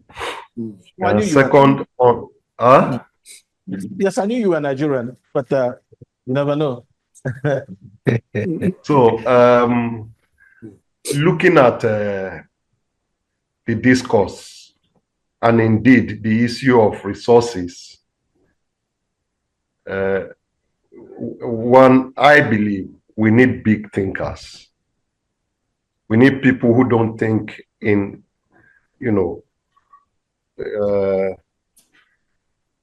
look at things like they want to create legacies. Because as long as we keep trying to do things in small ways, it is very difficult to emerge as Africans. That's number one. Number two, as long as we want to market our resources without adding value, there is no way we're going to make impact in the world, and there's no way we're going to benefit from those resources. I'll give you an example. When the Russian crisis with Ukraine got to a head, the Russian president didn't have any problem with say, I'm going to use my gas to manage the crisis. He went in for the kill. He never minced words. But such an opportunity should have been taken in by Africans, because we have gas enough to supply the whole of Europe, and all we needed to do is put infrastructure in place to step in. That's number one. Coffee, cocoa, and all the rest. The machines that we need to add value to all these will not cost so much. One, sorry, I'm going pedestrian now. One Hummer, one big car, limousine, owned by one rich person, will buy that equipment to process such things. Cassava is one thing we grow a lot. Why can we Africans not say, okay, the cassava needed in the world will be produced by Africa? Well, that's about the resources. Now, when we come to governance, bad governance or good governance, I just want to buttress what has been said. Yes, leaders should do the right things, but they don't do the right things. They don't. So we must have very strong civil society that can hold them or hold their feet to the fire. I'll give you an example. While I was in Liberia as a UN staff and political affairs officer, spokesperson and all, we had this transition from interim government to an elected government. And we had legislators, they were going to, from the interim government, they were going to leave power. And I picked it up from my office that, oh, they were going to like pick up, you know, some of the equipment in the house and all the rest. And I said, wow, that's interesting.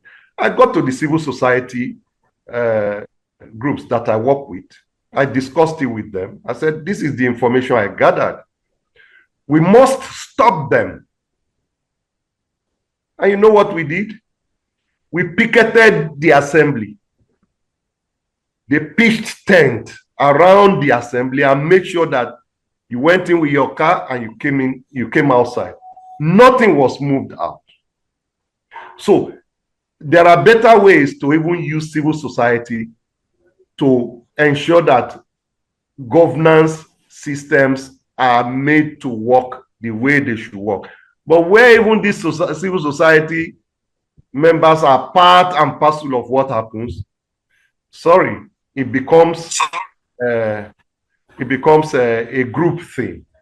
So when we talk about good governance, there are so many aspects to it: human rights, humanitarian, even the man that carries the file from point A to B is part of the good governance. If he has to collect something before he moves the file, I'm sorry, that's bad governance, because he's not doing his work the way he's expected to do it.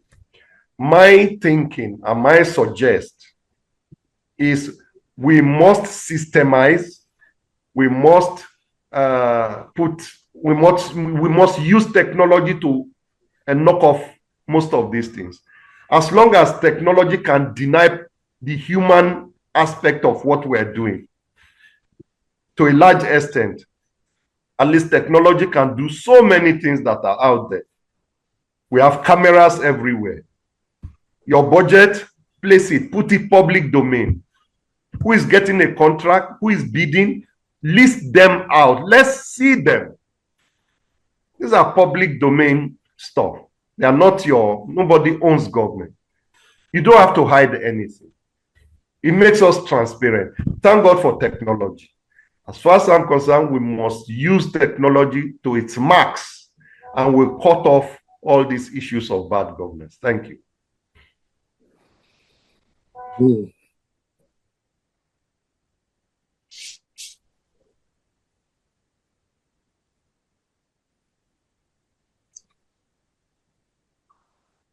Moderator seems to have been frozen.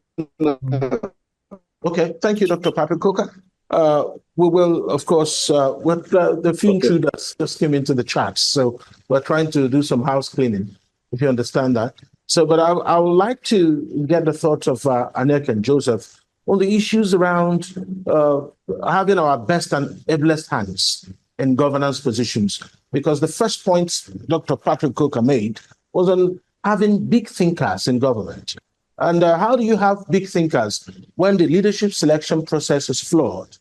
According to Lee Kuan Yew, he said, if you want your country to develop sustainably, you have to make sure that you have your best and ablest hands in positions of government. So how has Africa fared in that direction? Is that a template we have looked at and we're embracing it? Or are we still really looking at it like one big textbook that belongs to just a big library?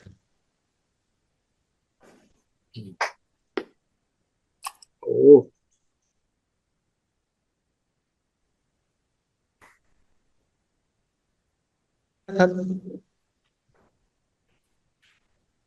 Did you hear me? Yes, I did. I just got muted. I apologize. Okay, great. Excellent question, as a matter of fact. Thank you so for that. I think we deliberately get the issue of capacity wrong. And this is why I say so. When you do just a non-scientific observation, you see that we have created a system that consistently produces average people and puts them as leaders consistently. Now, one may want to immediately run to say, oh, our political systems are wrong, or the political parties have a problem. But I want to think about it as a more fundamental human issue. That if we truly have a meritocracy in this country, even we who claim to be really passionate about our continent, will we really get a chance to lead? Because when you put in place a meritocracy, it automatically means that you are willing to disqualify yourself when someone with greater capacity shows up. So, which is it? Is it that we do not know how to produce competent leaders? Or we are too selfish because we are not willing to go through the rigor and the competitive system that is going to judge you as a person to say, well, while you may be intelligent or smart or competent or capable, this person is more qualified, more competent, and more capable. And are we willing to look ourselves in the face and say, actually, I concede to you because you're more capable? And if we come to that human level and we are ready for that frankness, I suspect that we will be bold enough then to create systems that will not produce the current governor of Edo State, excuse me. And we can't sit here and say that that particular leader did not go through a process or a system. But everybody looks at that system and it gives them hope that, oh, if this guy can be governor, oh boy, I definitely have a chance. But if we create a meritocracy, we subconsciously judge ourselves and say, you know what? Nah, I'm not up to this. I shouldn't be contesting to be a member of the State Assembly or National Assembly or even a senator or even a governor. But that is a level of truth we may not be prepared to tell ourselves. And when we get there and a critical mass, honest people are in that position, then we will take that realization to create systems. And we will not force or struggle or fight when we recognize that there's someone here with greater capacity. Why don't you go forward?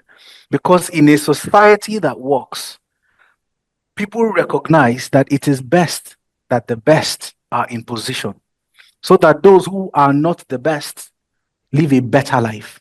And it is that sophisticated, intricate dynamic that unfortunately the majority of the 1.5 billion Africans have not been able to recognize.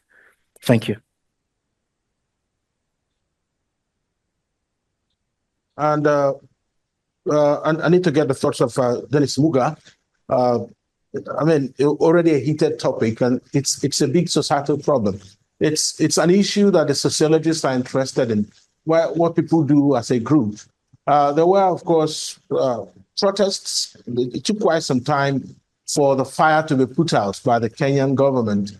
And you were part of the protests. And the question would be, do you think that those things that caused the protest in Kenya is also what is causing problems in other parts of Africa?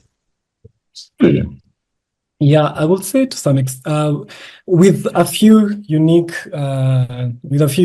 differences. For Kenya, it was because, the immediate spark was a finance bill which was introduced, which meant that many taxed a lot more than they and this was detrimental to people.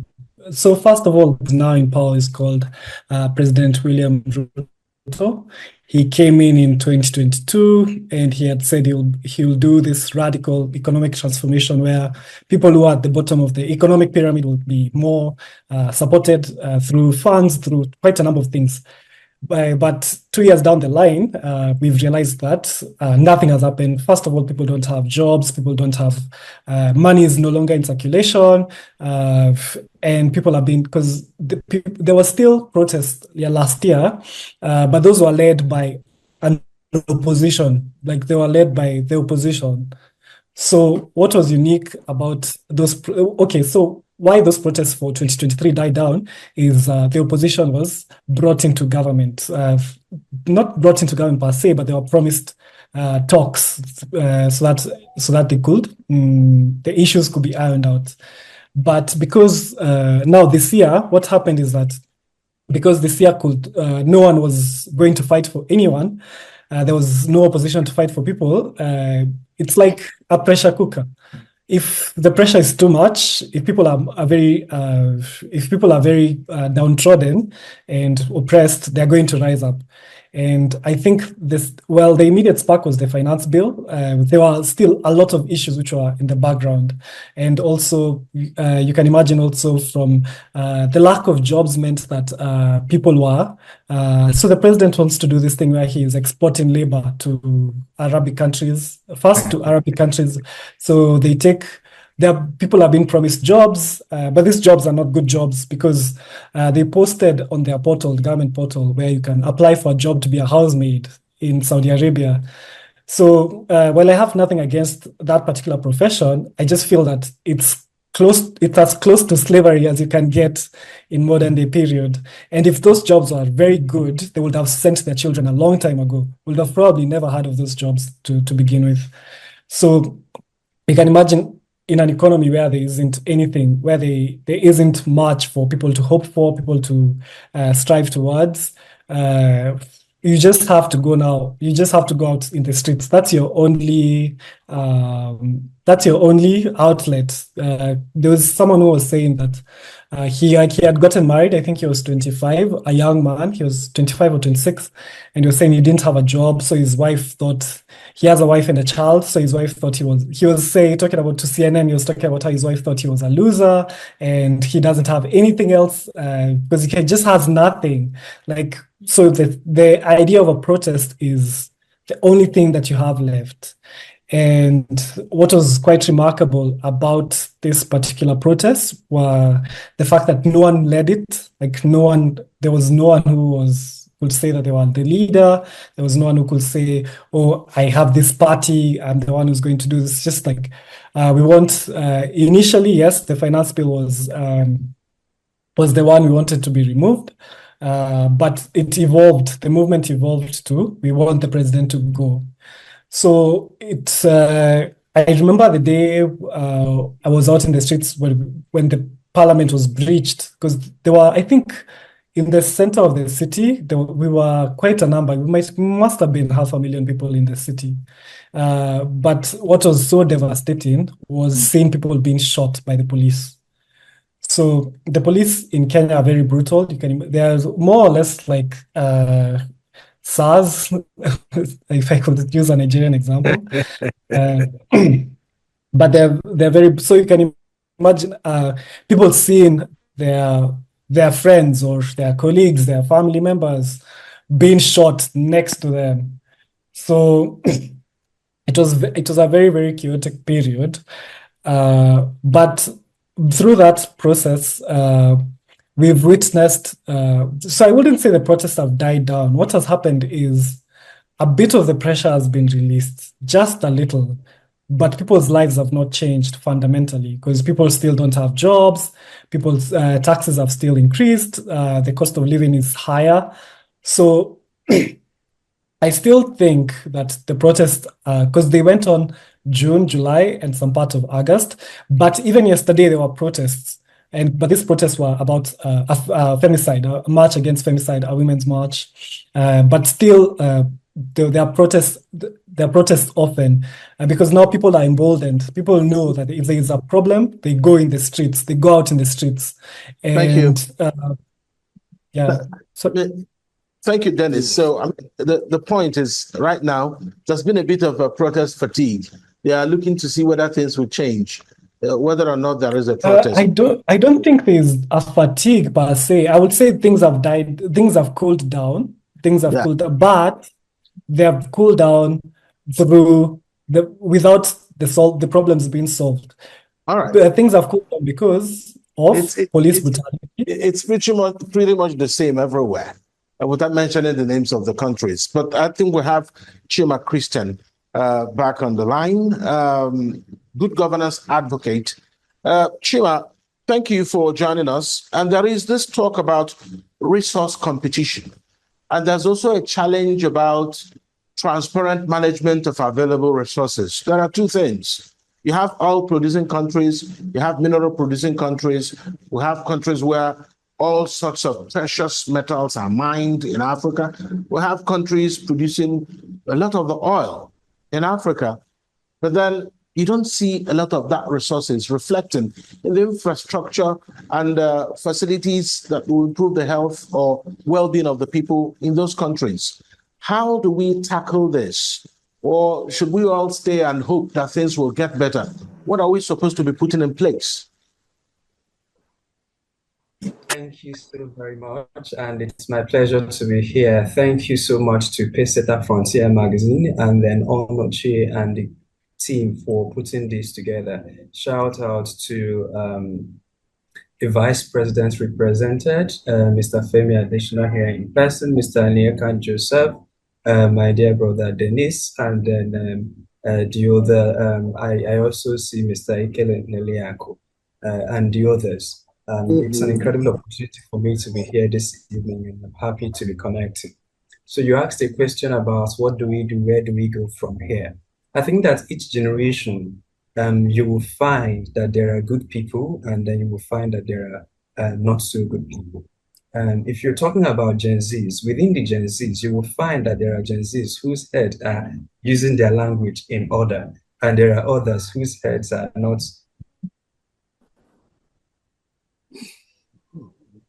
Are you there, Chima? It looks like It's frozen. The suspicion here is that That's not so. We have seen Mr. Femi. He's back. Come again. Come again. Yeah, I mean, your feed froze for a second. Now we're thinking maybe they've turned on the mast providing service for you because you're about to shake the world with your comment. Oh, is it working now? Yeah. Yes, it is. Go ahead. Thank you. So my point is that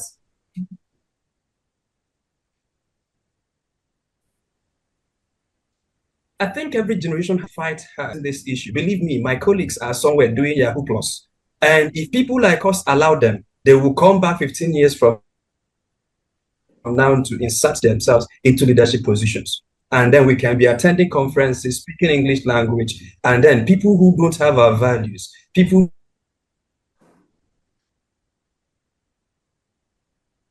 There is obviously a challenge with Chima Christian's connection, and we'll try to sort that out. Who don't care for the society. This evening are issues that must be solved at the collective level, are issues that must be solved at the governance level. And at that, if you don't have the best of us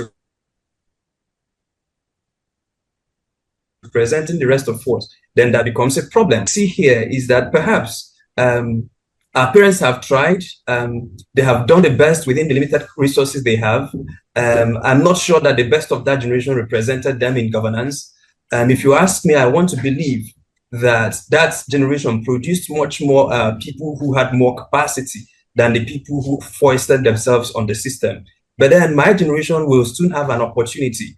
And then we don't want to tell that story. We want to make sure that not only do you have people who understand governance, but people who understand that it's a fight to the finish. People who understand that if we don't do it, then poverty will continue to be synonymous with Africa. If we don't do it, then we could come back here, our grandchildren could come back here to be discussing the same issues 50, 60 years from now. So there is a fight before us, and then we're preparing, and by the mercies of God, when that time comes, I believe that my generation has no reason to allow the worst of us to be in leadership positions. Let me stop at that.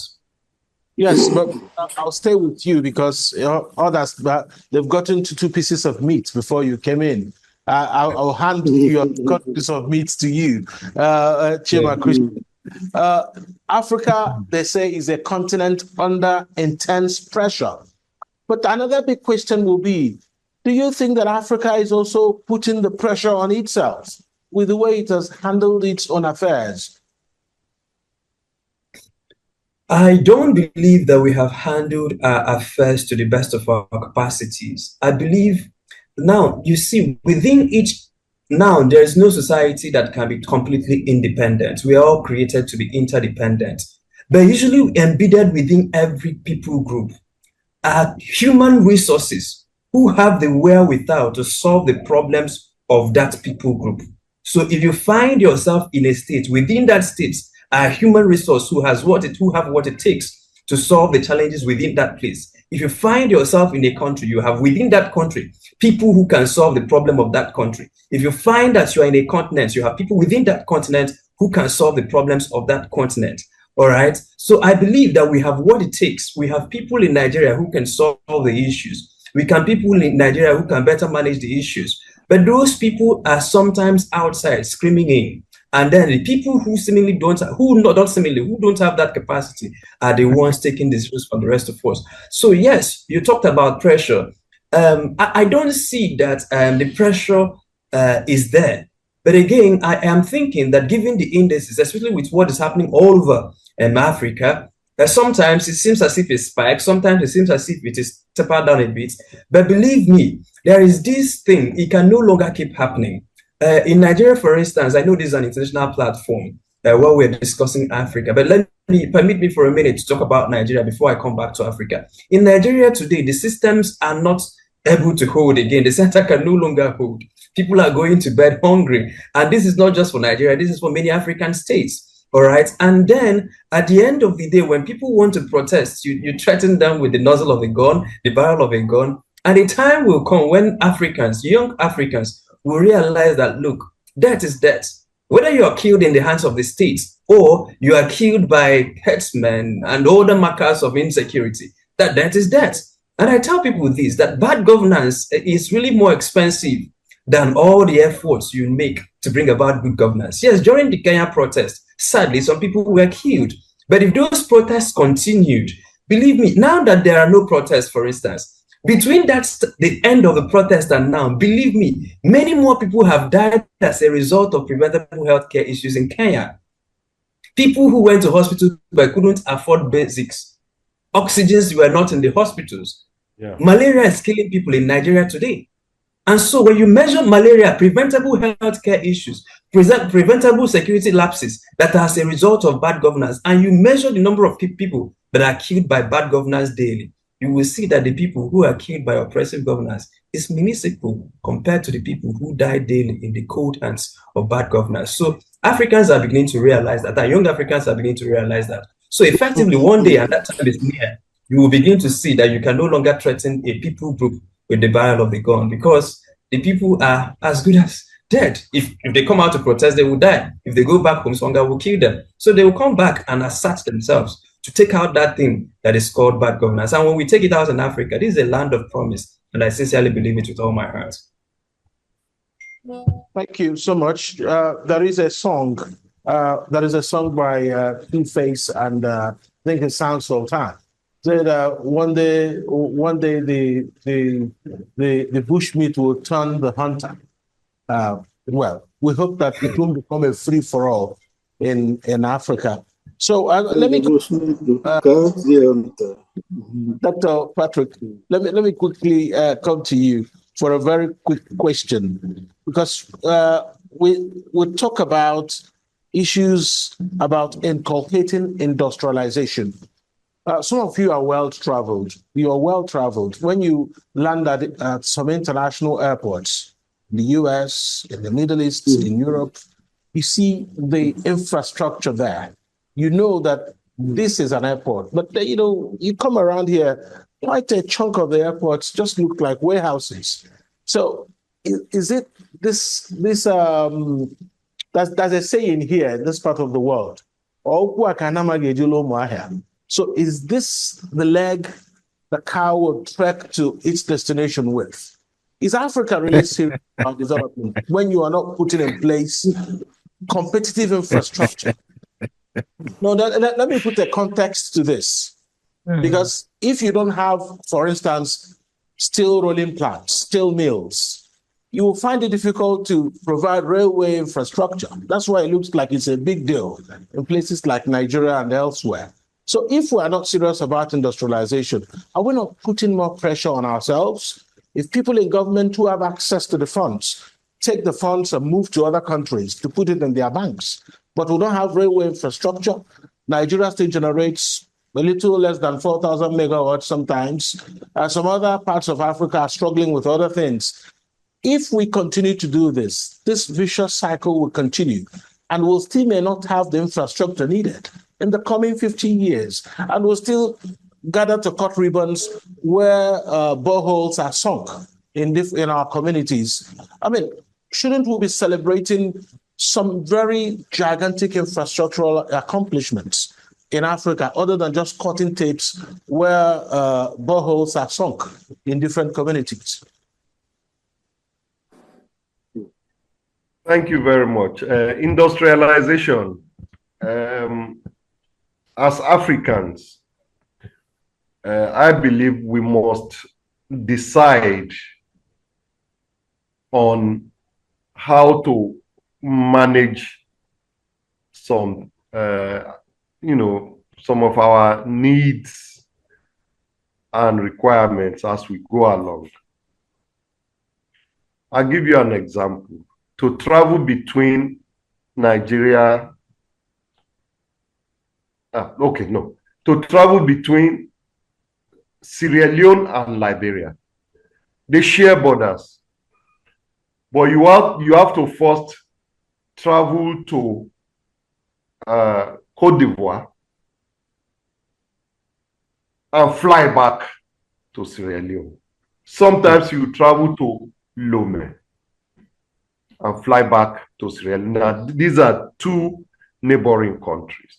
So air travels in Africa is messed up. I have a friend.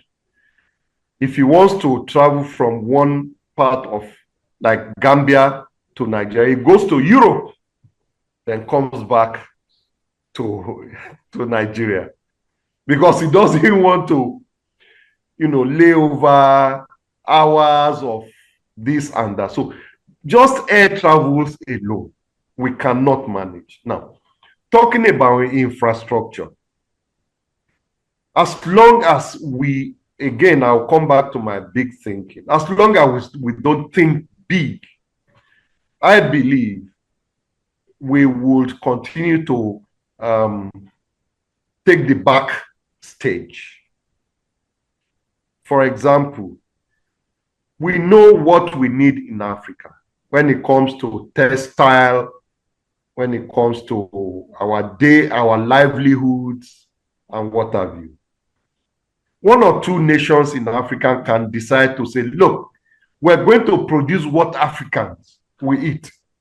Or we're going to, for example, rail travel. There's nothing stopping West Africa from getting a rail from, say, Calabar straight up until Morocco. It's just laying metals and putting coachings on them. We have the engineers. Those technology we don't have, we either steal them, we copy them, we transfer them, and we innovate them. In my study of harvesting wave and tidal energy from the sea, I studied our research institute for renewable energy. We have 6 of them. And I can tell you again, thinking small, we won't get anywhere.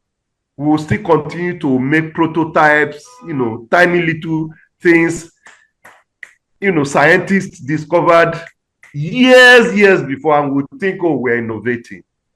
All right. But if we come with research centers, 3, 1 for energy from the sea, 2 for solar and wind energy. All right. We get private sector to do it. We will be able to do big things.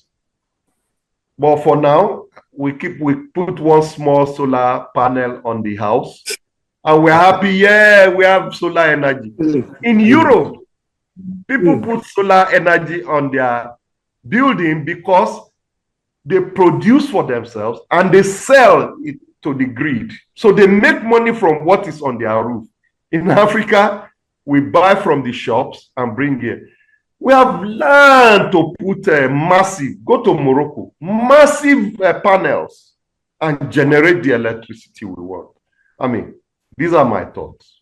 Yes, you touched on something that tickles my fancy, alternative energy sources. But let me bring the conversation back to Femi Adesina.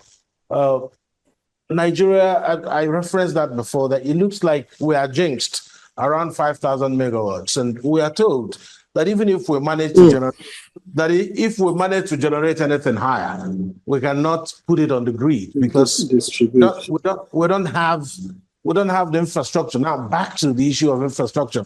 We don't have the infrastructure to carry that power. It looks like it's a big challenge in many countries in Africa, but it looks like Egypt may have exonerated itself from that because they have a robust energy mix.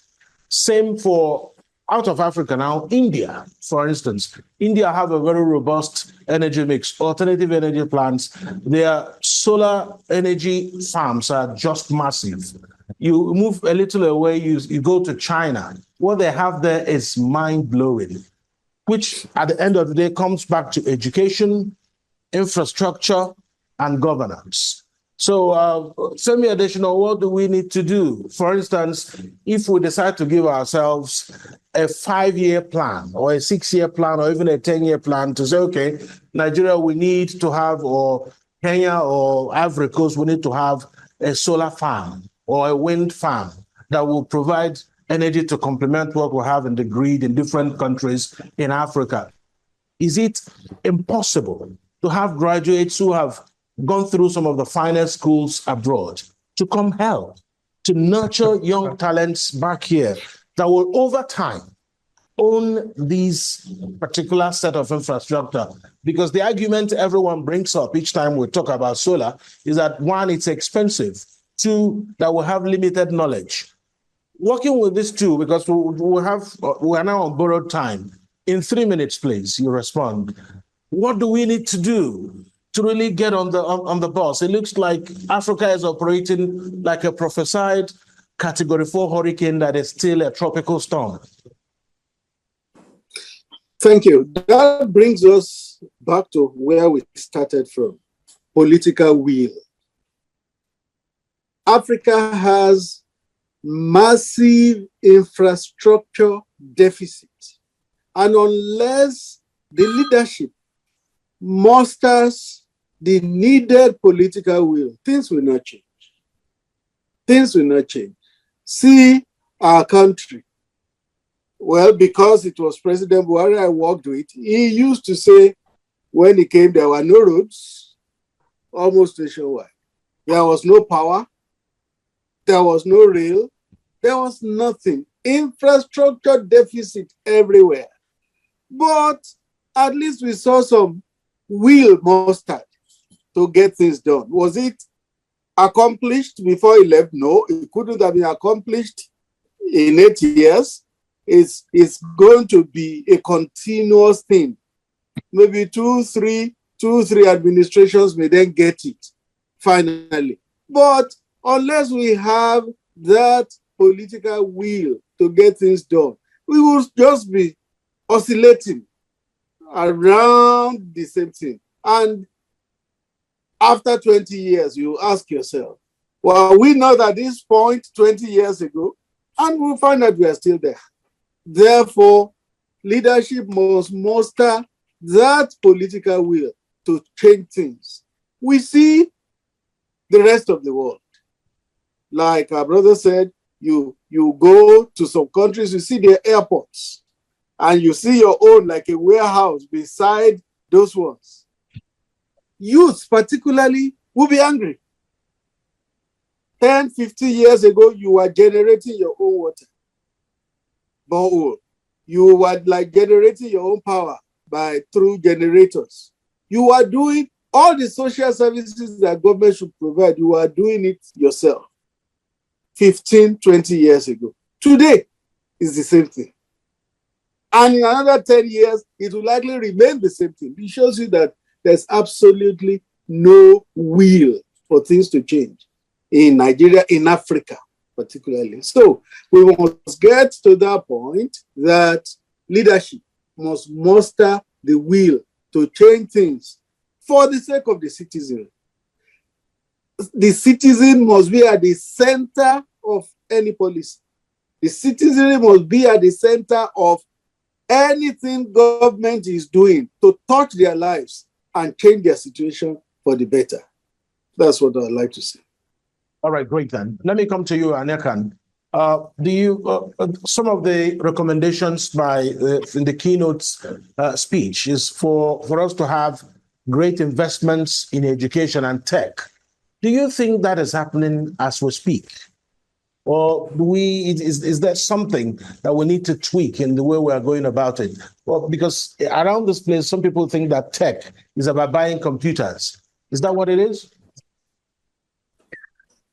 All right. So, education and technology. I think that, and I want to tell this story so that I can just dive into it. Every time you hear that the Academic Staff Union of Universities are on strike, it's a revelation that interesting relationship between the academia and the political class is something that we must consider when we are talking about accelerated growth on the African continent. What is the assumption here? We assume that the intellectual class are focused, paying attention, and aggregating learning and critical insight that the political class considers and executes. One of the things that political class will look at in the intellectual class is that the intellectual class has created wealth from the intellect that they have harnessed, and that they've demonstrated so much success that the political class, because they are desperate to replicate that success, will now go to the intellectual class, and you will find that intricate relationship that would create some momentum that could lead to development. But in Africa, within our context, what we see is that the intellectual class goes to the political class and begs for a certain bump in pay raise, etc., and subconsciously reinforces to the political class that we do not need these guys. One hand. Point number two is that education in itself is not the end, it is the means to an end. So when Japan and China educated their people, they knew that they had estimates of 40 to 50 years to take half their population out of poverty and to be industrialized. Now, when you look at the curriculum that guides the education in Africa, people are taught to read and to write. While that is fine, to what end? So when we're looking at curriculum as a continent, we now need to develop curriculum that carries our people and make them competitive. I made this point earlier, and I'm going to make it again. We cannot continue to make steps that the world is not afraid of us. When you look at international media, everybody is worried when China makes a move, correct? Because China is making consequential moves. But Africa is making moves that it doesn't mean anything to anybody. Nobody feels threatened. So, we've even heard remarks where, people go abroad and return. So what we must do, loud and clear, sir, what we must do, and I want to just conclude my point. What we must do is to develop systems and processes that help guarantee that results are consequential. Thank you. Thank you so much. Let me come to you now, Dennis. Just a question for you here. how best do we sieve out leaders that are not elected transparently or from merit?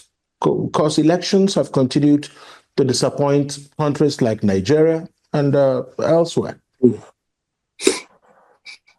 I think that's a question from someone, right? From Onye Mama, Executive Director, Heroin Women Foundation, and President, Women Support Women. Dennis, I hope you can hear me. Yeah, I can hear you. I can hear you. Yeah, please go ahead. You have 3 minutes to respond. We are now on Yeah, board I of think time. first of all, that's very, very difficult because the way our politics is organized, I think Aniekan was talking about it, how our politics is organized is that we end up having leaders going through the system who are not worthy to be in those positions. Because I know that in Africa, for most of Africa, for you to win an election, you need to be a very rich person or close to someone who is very wealthy. Very rarely do we have exceptions to that rule, but usually it's someone who has access to funds, and then you wonder the salary of a member of parliament or anyone or someone who's elected is not that much. So why is someone who's wealthy going for a position which doesn't pay well? But I think going back now I think someone mentioned it, I think the biggest thing that we can have is having strong checks to power. So a strong civil society, a well-engaged political movements, like young people engaged in politics, because politics is, because I ask people often, are you interested in politics? Hello? Please continue. Oh, yeah. That's just background noise. So I ask people around, are you interested in politics? But the truth is we should always ask ourselves, are we interested in our lives? Because once we understand that politics is our lives, we will all be engaged in politics. And once we are all engaged in politics, we're able to keep leaders in check, whether or not they are good people or not. But once there are people who are really agitating for their rights, once we have an engaged citizenry, we can have checks to power, and we can more or less weed out people. I think once more people are engaged, we can more or less weed out people who are not good leaders through voting them out, and then changing our mindset into what goes into a good leader. Just as long as more and more people are engaged in more about their lives and are educated more about what good leadership should entail. So yeah, I think more people should be engaged in the political process, not just for them to gain, not for them to gain office. Dennis, I'm so sorry. Oh, I need to quickly get the thoughts of Chima before we go. Chima, how do you think this will end? Because I've read your write-ups a lot. When will Africa's morning come? That's how you usually end your statements a lot of times. When will Africa's morning come? Today, tomorrow, or 100 years' time? Please answer us in a minute and a half. Well, the question is when. I don't know. I can't answer that with a certain degree of accuracy. But whether or not it will come, it will, and undoubtedly will, right? So what you're going to look at, especially what I tell people when they say, oh, but this and that, because all the indices point towards the south or towards downwards, right? But I tell people, look, this can get worse. It can get worse, right? But there is a certain threshold. The society has nothing else to do other than to evolve. Now, whether that evolution happens by a planned, methodical will of the political class or by the spontaneous reaction of the people, that's left for the actors to determine. But whether or not this can, it's not sustainable. Everybody knows that it's not sustainable. So if this keeps getting pitch black, believe me, the next is the break of dawn. And that's what I sincerely believe, that Africa's morning is at hand. Now, what the protocol will be is what I can't say. I don't know. And when exactly, I don't know. But as I know that I am a man, that's the way I know that Africa's morning is at hand. And believe me, I don't think it will cross 40 years. I don't think you need more than one generation to do that. Thank you to all of you. Femi, Adesina, Aniekan, Dr. Patrick, and of course, Chima Christian, Dennis Mugaa. Thank you to all of you for joining us. And for all those who joined us virtually, it will be too long to recognize all of you, but there will be a vote of thanks by Pacesetter. And let me quickly invite Honored Chair John Igweshi to give a vote of thanks on behalf of the Pacesetter Frontier magazine. Thank you so much, Mr. Alex. Good evening, everyone. I'm going to make it quite quick. The time is fast spent. We're still on schedule because we timed the program to end at 7:30. So it's a vote of thanks. So it's just a time to say thank you and thank you and thank you. First of all, I would wish to thank God for Her Excellency, who was able to, go through the medical process, and she's much better. We are glad that the whole experience did not take her life. And we hope that one day we'll be able to have her in person, speaking to us. Yeah. And we also, in that vein, will extend our words of gratitude to every resource person who participated to of course, first Her Excellency, who was the keynote speaker. She was ably represented by Dr. Patrick Coker. Dr. Patrick, thank you for your wonderful lecture.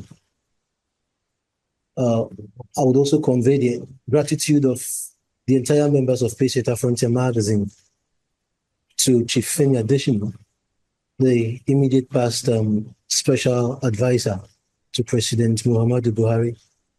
All thanks to Aniekan Joseph. Aniekan was my classmate. We were cohorts at the School of Politics, Policy, and Governance. And it would interest you to know that he was the best graduating student from the cohort, together with a lady. Thank you, Aniekan, for your participation. I'm sure that everybody who listened enjoyed your insights. I also extend my gratitude to Chima Christian. Chima, I understood the pressure you had to go through. You explained everything to me, the whole hiccups and challenges with the flight, but you were able to make it. You were able to beat the challenges and still participate. Thank you so much for your participation. And we are hopeful that, like you always say, one day Africa's morning will come. I would also thank our friend and brother from Kenya, Dennis Mugaa. He's a selfless young man. I was briefed on the interactions that went behind the scene when we were discussing about his possibility to feature. And then he made certain selfless sacrifices to be here today. He has given us a different perspective about the whole thing, especially the Kenyan protest. Thank you so much, Dennis, and we wish you well in your future endeavors. I see a lot of persons, and I cannot mention everybody's name, but I will just make mention of some names. I see Mr. Frank Mwike II. I see Dr. Iken Eliako. I see Dr. Emu Ene. I see Honorable Uchenna Ejim. Of course, permit me to be a bit familiar. I see my dad on the call as well. He's here to support what his son is doing. His Royal Highness as a barrister, Igwesi Obigwesi. Thank you so much, Your Majesty. Let me use this opportunity to tell you that Mr. Femi Adesina is always asking after you, and he extends his regards. I see a friend of mine, Onyekachi Eze. Thank you for joining. I see His Royal Highness Igwe Charles Ebo Woye. Thank you for joining. I see Onyi Mama of Heroine Women. A lot of persons, Uche Aniago. There are so many names. And forgive me if I do not mention yours, but it does not mean we don't appreciate your participation. Believe me, we are grateful to you for joining. We had a lot of challenges. It's our first time of doing a strictly virtual event. Before this time, we usually do hybrid events. And I experienced it. I think we'll have to return back to doing hybrid events. So in the 2025 edition, expect a physical edition that will still be, that will still stream online. We will not go entirely virtual again.